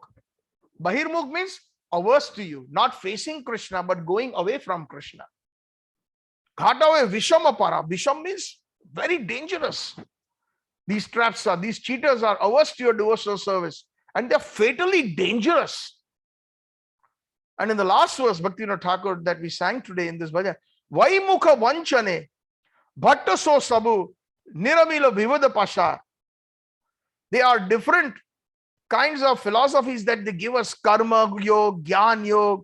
They specialize in different kinds of opinions and proof for cheating the materially inclined. And what does Bhaktivinoda Thakur do? He says, Dandavata Durata. I offer my obeisances to all these philosophers like Kapil, Patanjali, Gautama, Kanavaji, Jaimini, and even Lord Buddha. Dandavata Durata. Durata means far. So here there is a nice Vaishnava quality of Bhaktivinoda Thakur, that we offer our obeisances to everyone, because in everybody's heart there is the super soul. But that does not mean that we have to associate with those persons. I remember somewhere I had read about Srila Prabhupada. One should offer even dandavats to a Mayavadi sannyasi, but one need not associate with him, because Prabhupada said that yes, he has taken the renounced order of life. So we should offer obeisances. We may not agree with the philosophy. Prabhupada stayed with the Mayavadi. I think last week, Vaishnava Prabhu spoke about the matchless gift topic. And if you remember from the Lila Amrit, Satsarup Maharaj's Lila Amrit, there was a part when Srila Prabhupada met that Mayavadi sannyasi. What was his name? I forget. Anyways, in New York. And Prabhupada even stayed in his apartment. And Prabhupada even used to, kind of, because he was the host and, Prabhupada had to be nice, he even sat in his lectures. And Prabhupada muttered that what kind of nonsense he is speaking. And later on, they did not get along. So that other Swami said, Swamiji, you'll have to move out of my apartment. And then he was asked to, he said, I will make arrangements in my yoga studio. in an office environment where there's no bathroom or nothing. Prabhupada tolerated all that. So he says, Dandvata Durato, Bhakti Vinoda Bhelo, Bhakata Charana Kori Sar. Very, very beautiful instructions in the last line. I offer them obeisances, but that doesn't mean that I agree with them. The only thing that I agree to is the Bhakata Charana, the pure devotee who is in Krishna consciousness, Charana Kori Sar. He is indeed the summum bonum for me, is the lotus feet of the pure Vaishnavas. Bhakata Charana Kori Sar. That is the essence of my life, is the essence of all those Vaishnavas who are their lotus feet are the essence of my life. Charana Kori Sar. Sar means the essence. And that is very important. Bhakata Charana Kori Sar. That is why even if we look at Prabhupada's Pranam Mantra, Namam Vishnupada Krishna Prishta Bhutale Srimate Bhakti Vedanta Swaminiti Namine Namaste Saraswati Devi Gauravani Pracharine Nirvisesha Shunyavadi Paschatya Deshatarine. Sri Prabhupada was so empowered. He's a Shaktavis Avatar because he did not reinvent the wheel. He followed everything to the T as it is. And therefore, he was even able to deliver the atheistic personalities. He was able to deliver the Mayavadis. He was deliver the Nirvisesh and the Shunyavadis, the Buddhists. People of all walks of life, they came to Prabhupada with all different philosophies. But those who followed Srila Prabhupada, they became good devotees. And that is the thing, that. So that is why we have to be very careful who we listen to. Mahaprabhu said, Bhagavad Suno Bhagavad Sthane.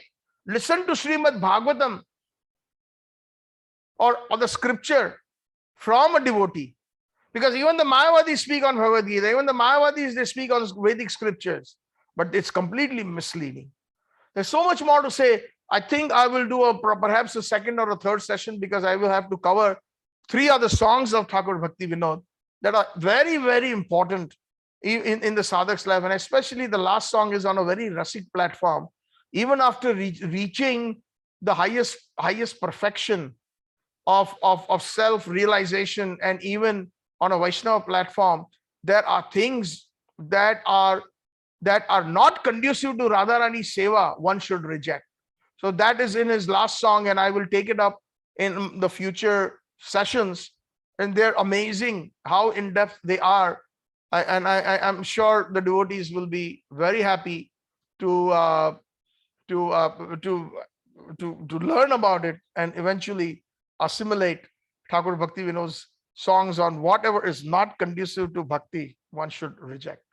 Just like Srimad Bhagavatam in the second verse, Vyasdev warns, Dharma projita kaitavatra.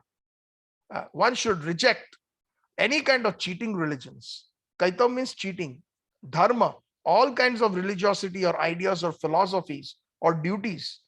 Projita, prakrishta rupena, with great disgust. Projita means just like when we sometimes, garbage, we try to get rid of it on the weekly basis. and sometimes when we are tying a knot, some things have gone so rotten in that garbage bag that you cannot even take that stench.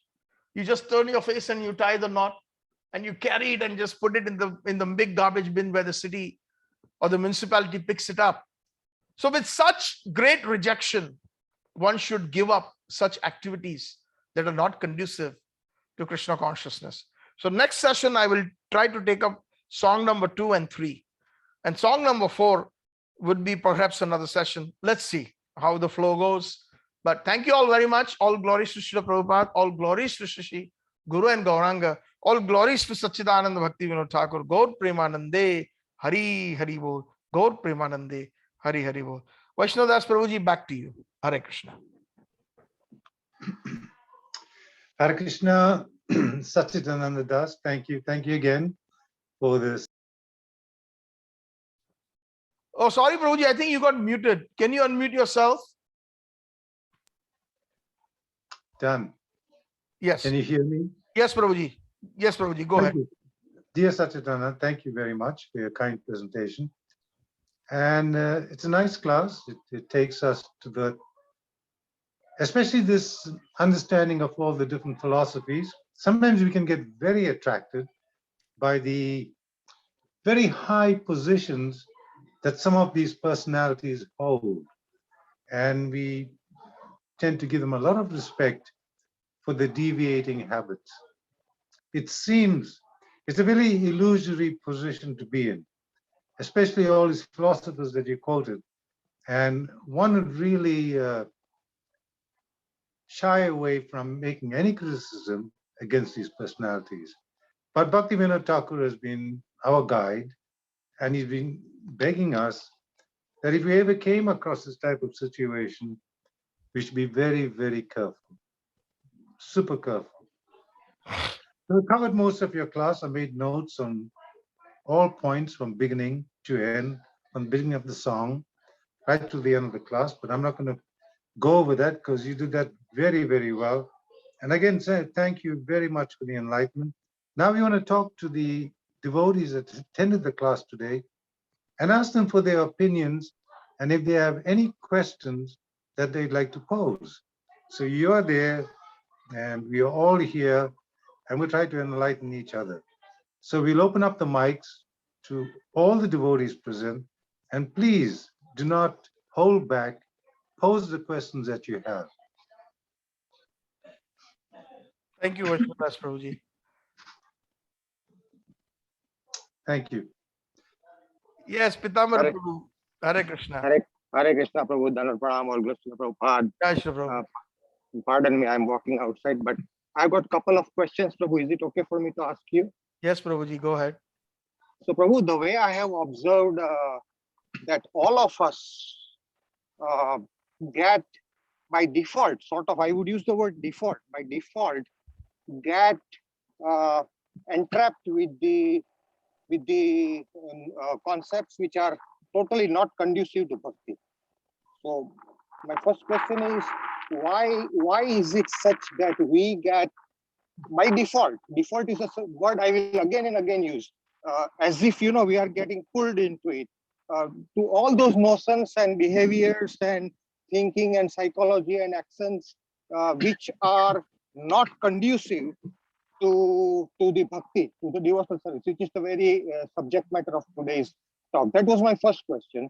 And second question is, Prabhu, having known that without our knowledge, we are getting entrapped into all those which is not conducive to bhakti, what is the solution in Kali Yuga? The easiest solution. I mean, I know there is nothing easy, Prabhu, but at least what is the solution based on scriptures such that we come out of those traps, Prabhu? So these two questions, Prabhu. Thank you so much. So the essence of your two questions is that why do we get involved in activities that are not conducive to bhakti? We get dragged into it. And the second part is, what is the solution? Is that what you're asking, Prabhu? That's right, Prabhu. By default. The first one is by default, sort of, Yes. without, and that too, the irony is without our knowledge, Prabhu. Yes. Without we knowing that we are getting entrapped. Yes. Still we get By entrapped. default. Yes. So By that is the default. nature of Maya. We are in this material world. So naturally, we are enamored, or we are kind of, what is the right word for it? We have the influence of Maya. And Maya's job is to disillusion us. So that is the reason why why we get disillusioned because of the effect of Maya, and we are naturally inclined towards non-pure devotional activities. And that is one of the reasons why even why Srimad Bhagavad was manifest. If you look back into the first canto, I believe it's chapter 5 and 6, where Vyasadeva meets Narad Muni. Now, Vyasadeva was very morose, very sad, sitting in Badrikashram, and he was feeling dissatisfied. At that time, his spiritual master Narad Muni appeared. And of course, Narad Muni knows everything, but in spite of that, he pacified him by asking him some questions. And he says, Gurudev, I'm very, very dissatisfied. I'm sad in spite of compiling all these Vedas and all these Upanishads and auxiliary literatures and the Vedanta Sutra, etc. I don't know. I don't know the reason why I'm sad. I don't know. So Naradji, to make the gist of the conversation is, Naradji said that it's true. You've done wonderful. But all the Vedas, most of the time you have described is, done a lot of things, or described a lot of things that are basically natural, like by default, in your words that you have used. that people are already inclined to sense gratification. And all you have done is through the Vedas, given them an opportunity for further sense gratification by giving the what do you call, the karma kand and other.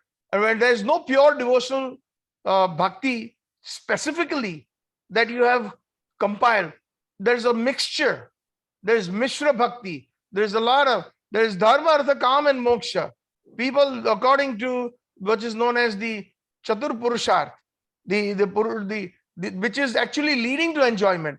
People do religiosity. They will donate large amounts of money. They will give to the poor. They will build schools, colleges, and hospitals, etc.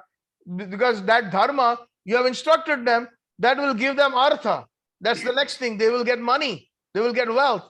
And when they get wealth, that wealth is obviously going to be used somewhere. That is used for their own sense gratification, to further their bar, to raise their bar for their sense gratification. Somebody earning $1,000 a month, even they are into sense gratification. They will set aside a lot of their money within that $1,000 for their sense gratification, for their enjoyment. But somebody earning $1 million, also is going to be, the more money they get, the higher their standard of sense gratification gets. So that's in the form of boats and yachts and going to the casinos and you name it. So that's why they do dharma, they get artha, and then the artha results into fulfillment of their material desires. But eventually, philosophers like the 6 philosophers somewhere, they come and mislead you and tell you, give up all these things, go for liberation. And then they feel that, although they have this Lamborghini sitting in their driveway and 5 cars, 5 Ferraris and 5 different vacation homes and yachts and all the different amenities and opulences that they have, they're still internally not very happy. Internally they feel, and that's the reason some of these very rich people, industrialists and all, they commit suicide, because internally they don't get the satisfaction. And some, they follow some of these philosophies and they give up everything, give it to their children, and then they go to Haridwar, to Rishikesh, they find some ashram and they start meditation in pursuit of what? Liberation. So it's all about me. It's all about me. I do dharma. I am the center. That's why I get artha. I get wealth. That's why my kamna, my desires are fulfilled. And because everything I have, materially speaking, it's still not giving me something that I really need. Somebody who has got a little higher intelligence will want liberation. So it's all about me. There is no Krishna involved.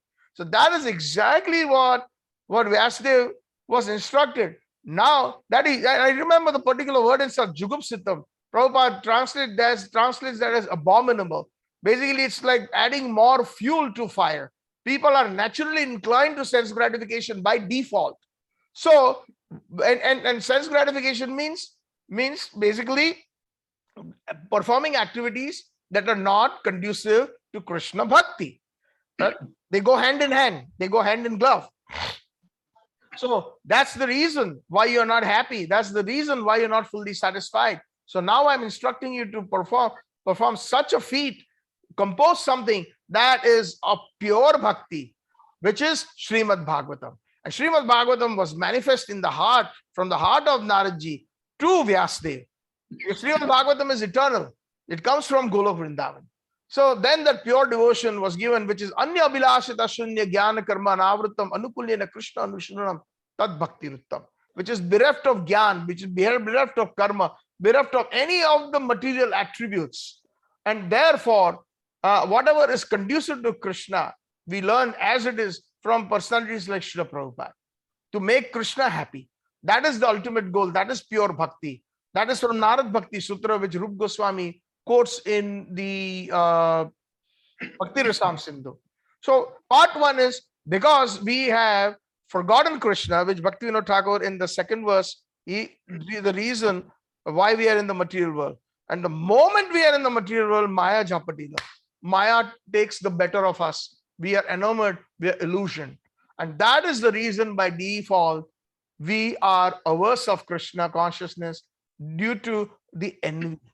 And even after so many sadhus and shastras telling us that Krishna is the supreme personality of Godhead, you try to tell a friend Even Indians, somebody who is worshipper of a demigod like Ganesh ji. By the way, today is Ananta Chaturdasi, Ganpati Bappa Moria. So when we approach such people, or sometimes when we were at one stage like that, believers of different demigods, then when somebody says that, somebody comes from ISKCON and says, we heard a lecture in ISKCON, Krishna is the Supreme Personality of Godhead. Immediately, why is Krishna the Supreme Personality of Godhead? So that natural envy is there within us, and that envy is actually the reason why we are in this sansar. By default, we actually get enamored by Maya, and that is the reason we want to perform everything that is against Krishna consciousness. That is the deal. And the solution to that is what our acharyas give, our sincere devotees, because they practice it, is what Chaitanya Mahaprabhu says. 5 things. What are they? Chant the holy name. We need to do that. Kirtanya Sadahari. Minimum 16 good rounds. And we have to follow the 4 regulative principles very nicely, without offenses, when we do that. And then we will become Shadanga Sharnagat. All the 6 branches of Sharnagati will come. And that is number 1, chanting. Number 2, associating with devotees. Very important. Nowadays, we do not get that proper association. Generally, neophytes are associating with neophytes. If we really see, it's the same lectures, the same record, it's the same explanations, it's the same. And superficially, a lot of us, we try to put Prabhupada in the front by saying Prabhupada said this and Prabhupada said that, and Prabhupada this and Prabhupada that. But we are sometimes imposing our own viewpoint. This has become a very, very contagious, disease nowadays. That rasa, because otherwise, because of our even the people that we associate with, sometimes they say something and they behave otherwise, right? So this is the problem in our society. We're not talking about ISKCON. We're talking about any spiritual leaders. Every day we hear about different spiritual leaders who are so famous. They speak on the high pulpit, but in their personal life, they are so wide and they do so many abominable things that just don't, gel with the instructions, not even a little bit of what they're preaching. So we have to associate with, the thing is, good devotees. That is the thing. We have to try to find them, even if there are 2, that is going to help us. Otherwise, why is it that some of us, we have been listening to Harikatha 30 years, 35 years, 40, 50 years, but we are still almost the same. Our chanting is not improved. Our attitude towards Krishna Bhakti is not changed. Our attitude towards other Vaishnavas have not changed. So all these things, so good association. Mahaprabhu says that. Number 3, Mahaprabhu says that genuinely and deeply with your heart, worship your deities. Deities are persons. Prabhupada said persons, supreme persons. Talk to them. You have an issue, talk to them, sit in front of them. We sit with atheistic friends and office workers trying to mitigate our problem. But how many of us really sit and talk to Krishna? How many of us really relate our issues with Krishna? The deity at home, they are real. But the thing is, we don't have faith. We see wood and stone in them. We have become ritualistic. We perform the 3 artis, sometimes or 2 artis on a daily basis, thinking we have done. We put the tulsi leaves and we offer whatever is made at home and we offer it to Krishna. We offer to Krishna what we like: pizza, pasta, cake. We do not offer what Bhakti Vinod Thakur has given. And so many acharyas have listed, because they have been there. They see what Radharani is prepared. They see what Yashoda Maya is prepared, and they describe that. We do not, basically association means we have to study. And the best way of getting Krishna consciousness, the simplest way and the deepest way, is those songs of the acharyas. Believe it or not, Pitambar Prabhu, I'm telling you, this is the best. Instead of reading Chaitanya Charitamrita the 5 times, it's good. But the thing is, the essence of Bhagavatam, Bhagavad Gita, the Bhakti Rasam Siddhu, all the Rasik literatures, it's all there on a platter. But nowadays, none of us, in most of the centers, we encourage each other for singing Vaishnava songs. Many years ago, I still remember I used to sing Vaishnava songs in a certain temple, and they said, Prabhu, nobody follows this. You should just sing Mahamantra. Okay. Then the next president came and he says, that's okay, you can sing Vaishnava songs. Then the next president came and said, Prabhu, just sing Mahamantra. So this is the thing. So it has to be an all-round balance. Bhakti is just not doing one thing, just chanting or just hearing Harikatha or just associating with devotees. It's a multifaceted thing. And Mahaprabhu said one more thing, that one should go and visit the tirthas, the different places where Krishna performed his pastimes. Gaur Amara Jai Sabstane Herivo Ami Pranay Bhakata Sanghe. Bhaktivinoda Thakur, last time we had done this bhajan in the Bhakti Anukul, whatever is conducive to Krishna consciousness, in the Shuddha Bhakata Charan Renu, in that bhajan, where Bhaktivinoda Thakur mentions in one stanza that wherever my Chaitanya Mahaprabhu visited, all those places I will visit in association of such loving devotees who understood, who has understood the pure devotional mood. Pranay Bhakata Sanghe. Along with them, those are not with some guide or somebody who is just going to, take a couple $100 from us for showing us Vrindavan or Govardhan and simply as a guide. And then at the end of the day, we come back taking pictures. No. That is not the way to take darshan. So these are the 5 different things. That is the solution. And at the end of the day, I'm telling you, this is the you can call it what I've heard from Guru Sadhu Shastra, read, and even the earnest desire is required. When all these things happen in our heart, then Krishna makes these arrangements for all these 5 things mentioned by Mahaprabhu. So this is the answer that I can think of, Prabhu. And I would like to invite Vaishnadas Prabhu. Perhaps you can throw more light, Prabhuji. Hare Krishna. Pitambara Prabhu, thank you so much for your interesting question. Very nice. I don't think I'm going to add much to what's very elaborately answered. Very nice answer. And I think that should cover most of the issues at stake right now. So thank you again for that question. Thank you so much, Satchitananda Prabhu, Vaishnavadas Prabhu. Thank you so much. If you allow me, Prabhu, I'm a little greedy here.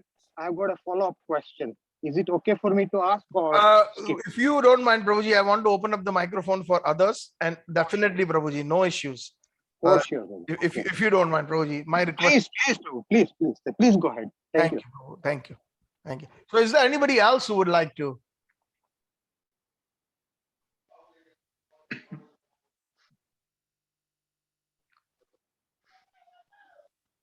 So anybody else that may want to ask a question or reflections? Hare Krishna, Prabhu. Hare Krishna. Yes, Ramesh Prabhu. Hare Krishna, Ramesh Bhai. Hare Krishna. You put me as a co-host. I'm not even eligible for that. So please take it out my name. I'm really not. Okay. I'm trying, but I'm not. I'll be honest with you. And you have good lecture today, and I understand your shloka and everything. I like this program every time I be here. Most of time, 99%, I always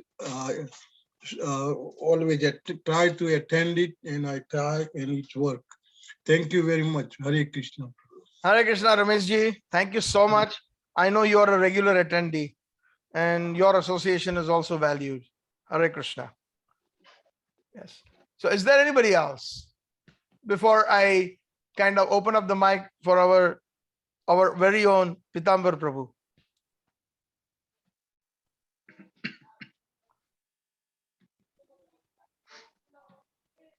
So Pitambar Prabhu, I think we are coming back to you again. Go ahead, Prabhuji. Thank you so much for allowing me one more opportunity, Prabhu. So Prabhu, I heard very nicely what you repeated, basically what Prabhupada in essence has been telling us, or our Acharya has been telling us.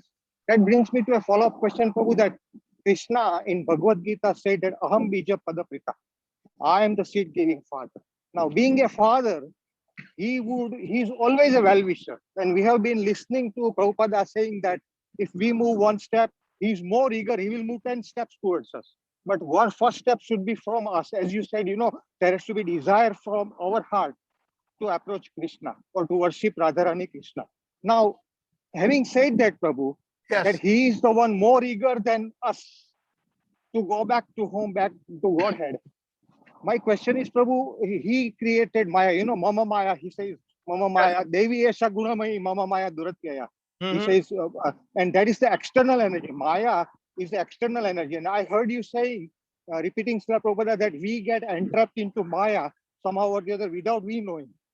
So, Prabhu, my question is, why did Krishna created from his external energy Maya, which is mandated primarily to entrap people into the clutches of Maya, which are all the behavior and thinking and actions which are non-conducive to Krishna consciousness. And then Maya's work is to distract us, to take us away from Krishna. Why did Krishna did something which is not in his, not his intention. His intention is everybody should go back to home, back to Godhead. So Prabhu, please enlighten me. Why was Maya created, and why is he mandated to bring us away from Krishna? Very nice question. Very nice question. So first of all, we will kind of tweak your statement, which is encompassed in your question. Maya is not very cruel, number one. Maya is just doing. Prabhu, I didn't say Maya is cruel. I didn't say Maya is cruel. I know you never said that, but it gives that she's mandated to trap us. She's into mandated her clutches and bring us away from Krishna. Yes. Whereas Krishna wants us to come closer to him. Yeah. So what I was trying to say is Maya is actually not taking us away from Krishna from the highest angle. Maya is correcting us, giving us so much pain that eventually we will look towards Krishna.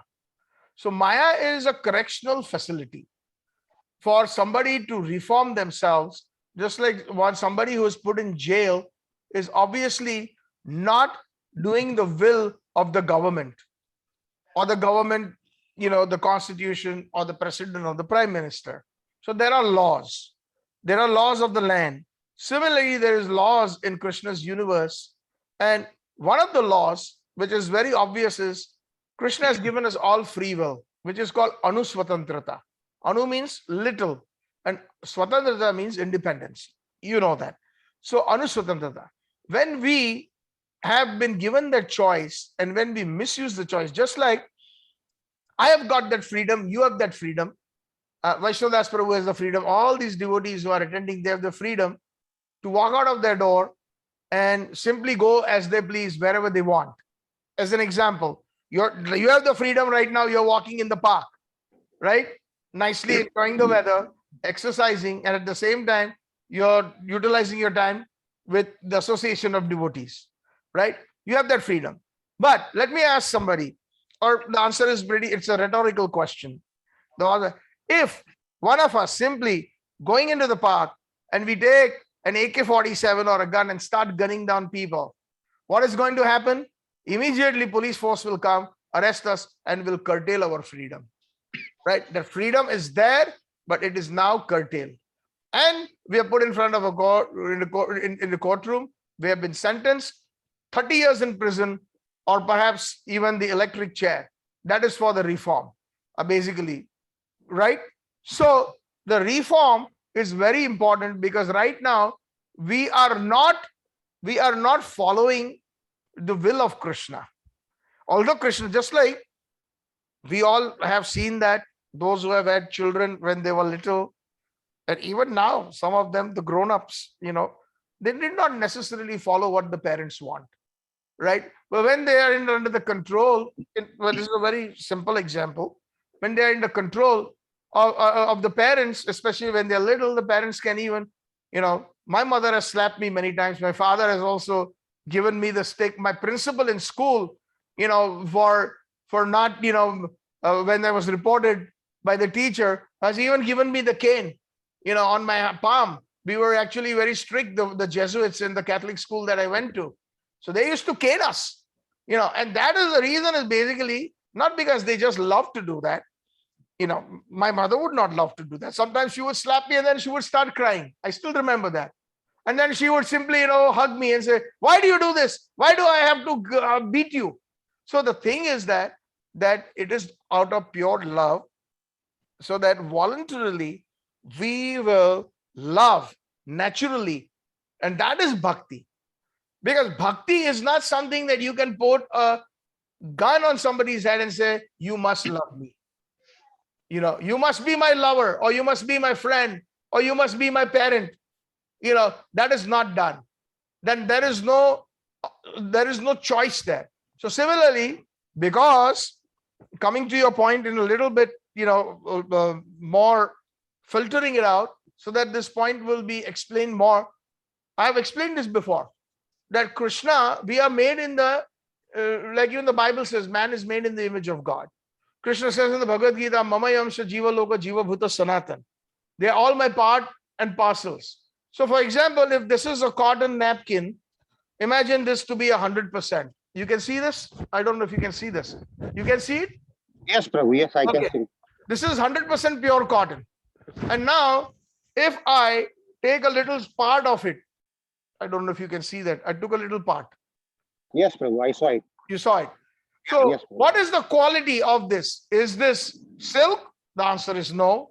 Is this terry cotton? The answer is no. Is this mixed with some other rayon on it? The answer is no. If this whole is 100% cotton, then the part is also 100% cotton. So the whole is fully independent. Srimad Bhagavatam, first verse. Om Janmadi Yasya Yatvanvat Itarachascha Abhigya Swarat. The word is Krishna is completely independent. Now, if the full is completely independent, then the part and parcel also inhabits the same quality. So we have that minute independence. So even there, the whole will not interfere with that. He wants us to come voluntarily to him, naturally to him, and that is what is called bhakti. And with reform, Maya first provides that platform so that we will become miserable. We will become so dukhi that we will turn to the temple, we will turn to the Vaishnavas, we will turn them towards them, we will turn to God. You see, a lot of the people in their life, when they come to a very, very bad state of miseries or that particular event, then they start going to the temple more. They start associating with sadhus more. So this is a facilitation that Krishna makes through Maya. But out of frustration, eventually an intelligent person will seek the proper guidance. And the proper guidance will be, and then when the desire is very strong, Krishna arranges the proper Vaishnavas. Krishna arranges Srila Prabhupada. Krishna arranges Srila Prabhupada's books. Krishna arranges the association of Vaishnavas. And that's where we will see that, wow, I was driven to this point by Maya. I'm still in Maya, but Maya did me a favor. Just like, if you remember the story of, what's his name? Bilva Mangal Thakur. Bilva Mangal Thakur was so addicted to prostitutes and to all kind of sense gratification that one time he wanted to go to his favorite prostitute, and it was torrential rain, and a lot of he had to go across the river, and the river is full. It was in a huge storm, but he was so much infatuated that I need to see her, I need to be with her, that he jumped into the river. There was no boats. He swam across, and then the current was so strong that he caught up on something, thinking that it's a piece of tree or a log, but it was a dead body that was flowing. He somehow or the other managed to go across the river, and then he knocked on the door, but she could not hear because of the thunderstorm and the noise that was going on. So then he said, I need to meet her, and infatuation was such that there was a tree overhanging close to her balcony. So he climbed that tree, thinking that there is a rope hanging, but it was a snake. And then finally, he managed to jump into the balcony, and when he showed up, this Chintamani prostitute, her name was Chintamani. She says, what are you doing here? Are you nuts? In this kind of weather, you came to see me? Your dedication to me is just unbelievable. I wish that you had that same kind of dedication for Krishna. So immediately he told Chintamani, there was so much that really hit him, those words. He says, Chintamani, can you give me your hairpin? He says, why? I need it. Give it to me. And she takes out her hairpin, and Bilva Mangal Thakur pokes his eyes, and he becomes blind, so that he would not involve himself anymore in sense gratification. And from there on, he became a pure devotee. And he first, when he writes his stotras or the songs or the verses, he first offers his obeisances to this Chintamani prostitute, who he considers his guru. So similarly, there is a famous verse in the Vedas, Sarvavidam Khalau Brahman. Everything is spiritual.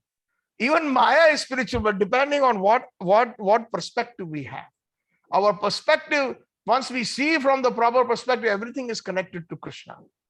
So even in the Brahma Samhita, it says, what is that verse, Brahma Samhita? That Sthiti Sthiti Pralaya Sadhana Shakti Reva Chayava Yasya Bhavanani Bibarti Durga Ichha Anurupam Api Chachesta Desa Govindamadi Purusham Tamaham Bhajami. Maya Devi, Srishti Sthiti Pralaya Sadhana Shakti Reka. Everything is done under the instruction of Krishna, including Maya Devi. Yasya Ichha. Yasya means, oh Krishna, according to your instructions, she follows. Even in the Bhagavad Gita, there is a parallel slok. What is that shloka? That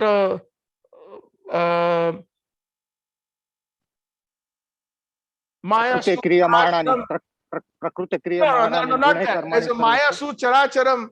Maya follows my instructions. That is different. Prakriti Kriya Manani Guna Karmani Vibhakasa. That is different. But Maya particularly follows my instructions. I forget the rest of the verse. A couple of words are coming to my Maya Sura Sucharam, meaning it acts according to my wishes.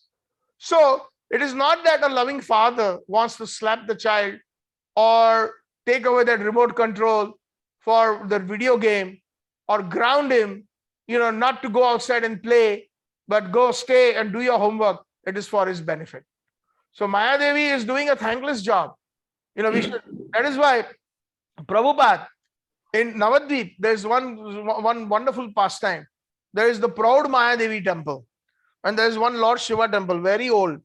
Prabhupada one morning walk, he went and he stopped in front of Durga Devi's temple, and he with folded hands, he was praying to Durga Devi silently, and tears were coming out from the side of his eyes. So at that time, all the devotees were shocked. These were new devotees, just a few years in the movement. So Prabhupada always said that Krishna is a supreme personality of Godhead. Worshipping, if you worship the demigods, you will go to demigods. If you worship the ancestors, you go to the ancestors. That famous verse is the Yanti Deva Pita, right? That was. So then they were shocked. They were looking at Prabhupada, and then Prabhupada simply turned around and said, yes, she is very powerful, and she's allowing us to continue with this Krishna conscious movement. So we are very grateful to her. So it depends on what is the perspective. So Maya Devi is following the instructions. She is like a jailer. Jailer is following the instructions as a government servant. As a government servant, he is following the instructions as what he's supposed to do, so that when the prisoners come out of prison, they are reformed. They are completely back to go into the society. Similarly, we are reformed enough to join Krishna in his eternal pastimes without getting envious of him and his devotees. Simply we will have that bhav of Gopi Bhartu Pada Kamalayo Das Anu Das Anu Das. Right now we have the bhav of boss anu boss anu boss. We want to become the boss of the boss of the boss. And we don't want to become Das Anu Das Anu Das. So once that correction will come to us, then we will be able to perform our bhakti very nicely. And then the barriers will like a hurdles, like in an Olympic race, there are so many hurdles that the athlete jumps. After one hurdle, after one hurdle, after one hurdle, after one hurdle, after one hurdle, and then he comes out victorious if he's able to cross all the hurdles. So I think this is the best I can explain, Prabhuji. I hope you could tell me if there's something that you agree, disagree, or are you satisfied? Perfectly agree, Prabhu. Perfectly agree. What a convincing answer that it is basically a recreational, correctional facility. And we are supposed to be getting corrected through that prisoner, the jailer, the in charge of the prison, which is Maya Devi. And that Durga Mataji is in charge of this material universe, Prabhu. So beautiful, Prabhu. Wonderful. I'm really grateful, Prabhu. Thank you so much. But one quick thing. She's also known as Vaishnav Devi. So like her husband is Vaishnava Namitha Shambhu. He is the topmost devotee. She is also Vaishnavi. And sometimes just like a servant, so let's take the temple environment as an example. There's so many services in the temple. Somebody is Pujari Seva, somebody is doing Kirtan Seva, somebody is doing cooking Seva, but we will find some devotees which we never see. They're simply in the kitchen washing the utensils, and they're sweeping the floor, and they're doing all these different services, right? That's a thankless job that they're doing, the thankless Seva. Similarly, a Vaishnavi like Durga Devi, sometimes she becomes infamous. People curse her. People feel that they have been mistreated by Durga Devi, but she is doing, even Lord Shiva, he does some of the most thankless tasks that nobody can do. Krishna instructs Lord Shiva, drink that poison that came out of the Amrut Manthan during nobody can do that, but then Krishna knows that I can depend on Lord Shiva. He will do it. Krishna, when there are certain demons, nobody can deal with them. Lord Shiva, you deal with them. You can take care of them. So like this, we are also mini demons. So Durga Devi is instructed to deal with us. She is instructed to deal with us, take care of us, so that we can be reformed. And when reform means from Bahirmukha, we become Sanmukha. Bhaktivinoda Thakur has used the word Bahirmukha. Bahirmukha means averse from Krishna. And Sanmukha means we have turned towards Krishna, surrendered to Krishna. Haribol. Haribol, Prabhu. Thank you so much. Hare Krishna, Prabhu. Actually, before Pitambar Das Prabhu, I was asking a question, but I didn't realize I was muted. Oh, I'm so sorry, but I'm glad you are here now. And go ahead, Mataji. Yeah, I was muted, and then he started already. My question was like, you were talking about Lord Buddha, right? So like you also touched once again Narsingh Das, Narsingh Bhagwan, Narsingh Avatar. So what was the purpose of Buddha Avatar? I haven't understood. Oh, so I don't know if you joined the class late, but I'll quickly summarize it.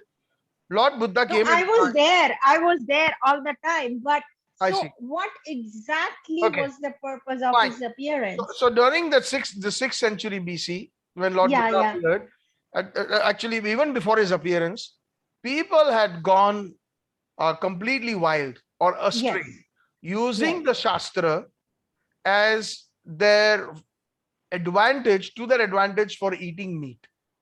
So they would say, oh, in the Shastra, and those corrupt Brahmins who themselves they wanted to eat meat, they gave the reason, there, karo theek hai, Shastra mein hai. It is there in the scriptures, but they did not follow the instructions to the T. Just like it is always dangerous. Let's say, even when you, from your own experience and from all of us, when we go to IKEA or we go to we buy something like let's say you buy a huge piece of furniture, right? And if you do not follow the instructions, it can become very dangerous if you do not put the first few screws properly, and you try to use your own intelligence, and you say, you know what, this will go first, this will go second, and you have a huge bed or a huge cupboard, you try to assemble with your own intelligence, and that thing can suddenly fall on you. It can collapse, right? Correct. So this is an analogy. Similarly, that's how the meat eating or this attitude collapsed on them, because they did not follow all the instructions. So then, because they did not follow the instructions and meat eating continued and rampantly, it just spread like wildfire.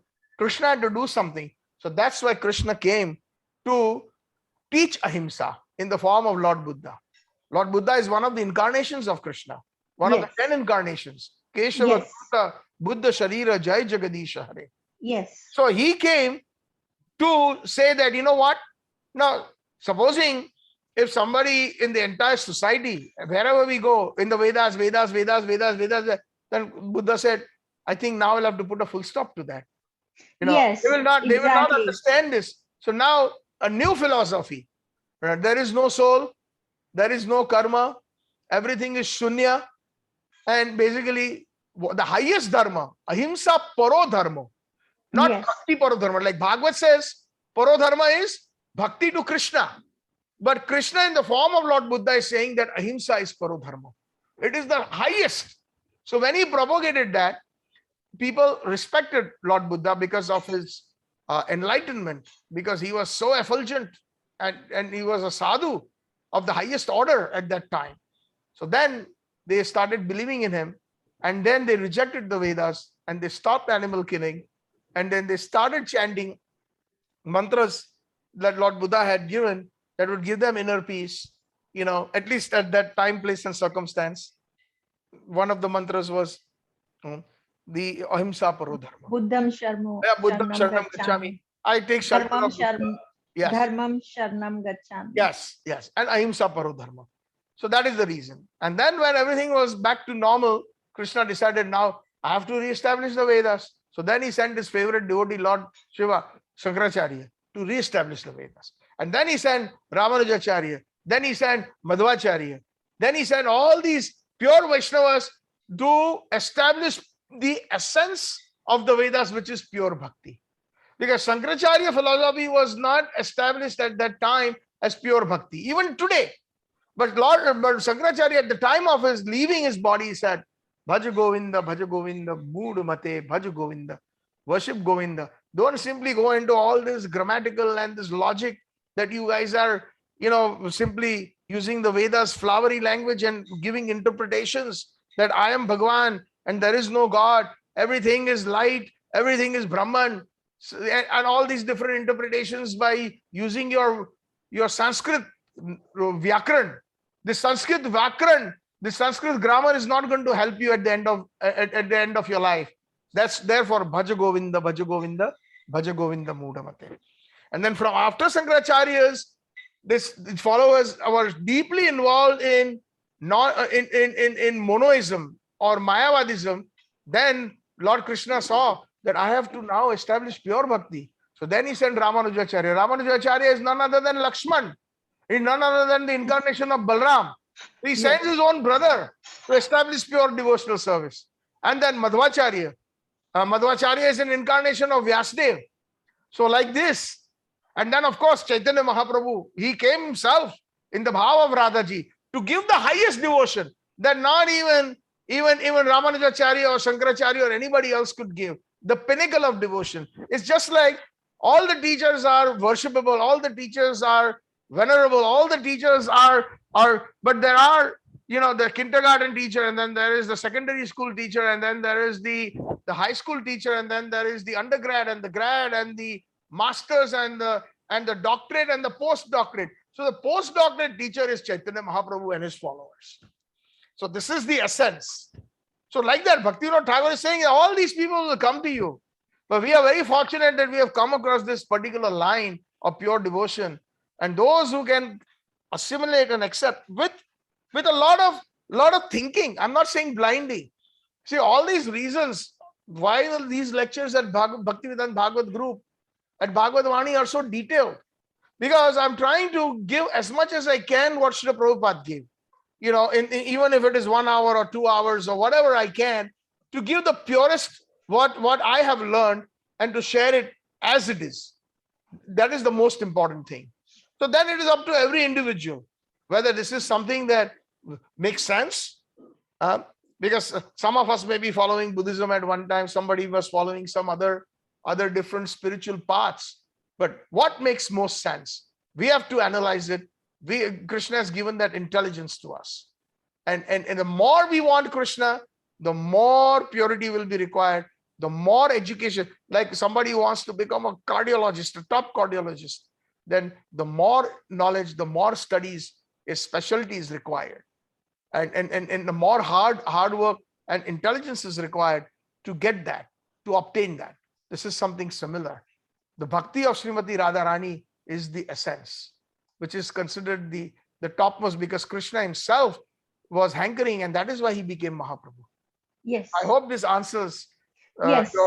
I kind of encompassed a lot of other things along with it. Yes. The reason for Lord Buddha's appearance and other incarnations as well, to re-establish pure devotion, is what we are after. So thank you, Kavita Mataji. Good question. Pitambar Prabhu, good questions. And that really makes it interesting for all of us. Interaction is always good. Hare Krishna. All glories to Hare Krishna. All glories to Krishna. Jai Shri Prabhupada.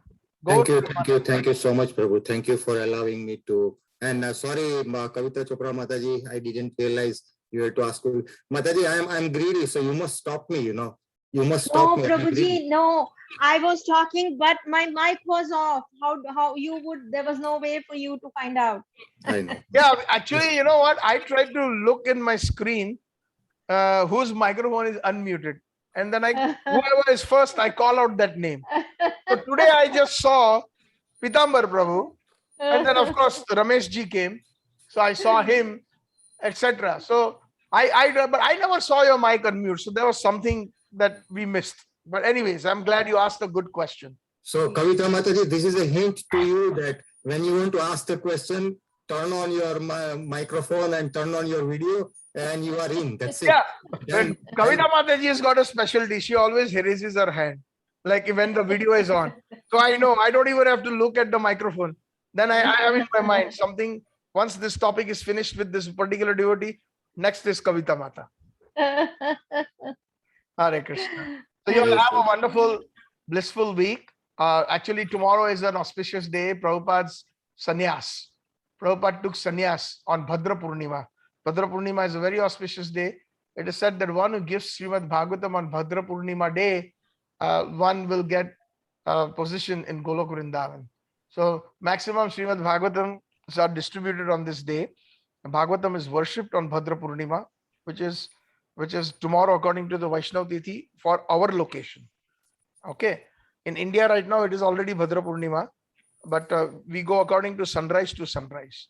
And Srila Prabhupada took sannyas from Srila Bhakti Pragyan Keshav Maharaj, his senior godbrother. Bhakti Siddhanta Saraswati Thakur came in his dreams several times, and Prabhupada mentioned this to his godbrother. And nobody was really very enthusiastic, but Bhakti Pragyan Keshav Maharaj said, I will give you sannyas. So on this day, two personalities were, one 88-year-old person was also, I forget his name, Prabhupada's godbrother, at an advanced stage. He also got sannyas and he became Muni Maharaj, and Abhay Charana Das became Bhakti Vedanta Swami Maharaj. That was his sannyas name. So all glories to His Divine Grace Srila Prabhupada, all glories to Muni Maharaj, all glories to Bhakti Pragyan Keshav Maharaj. Hare Krishna. Hare Krishna. Hare Krishna.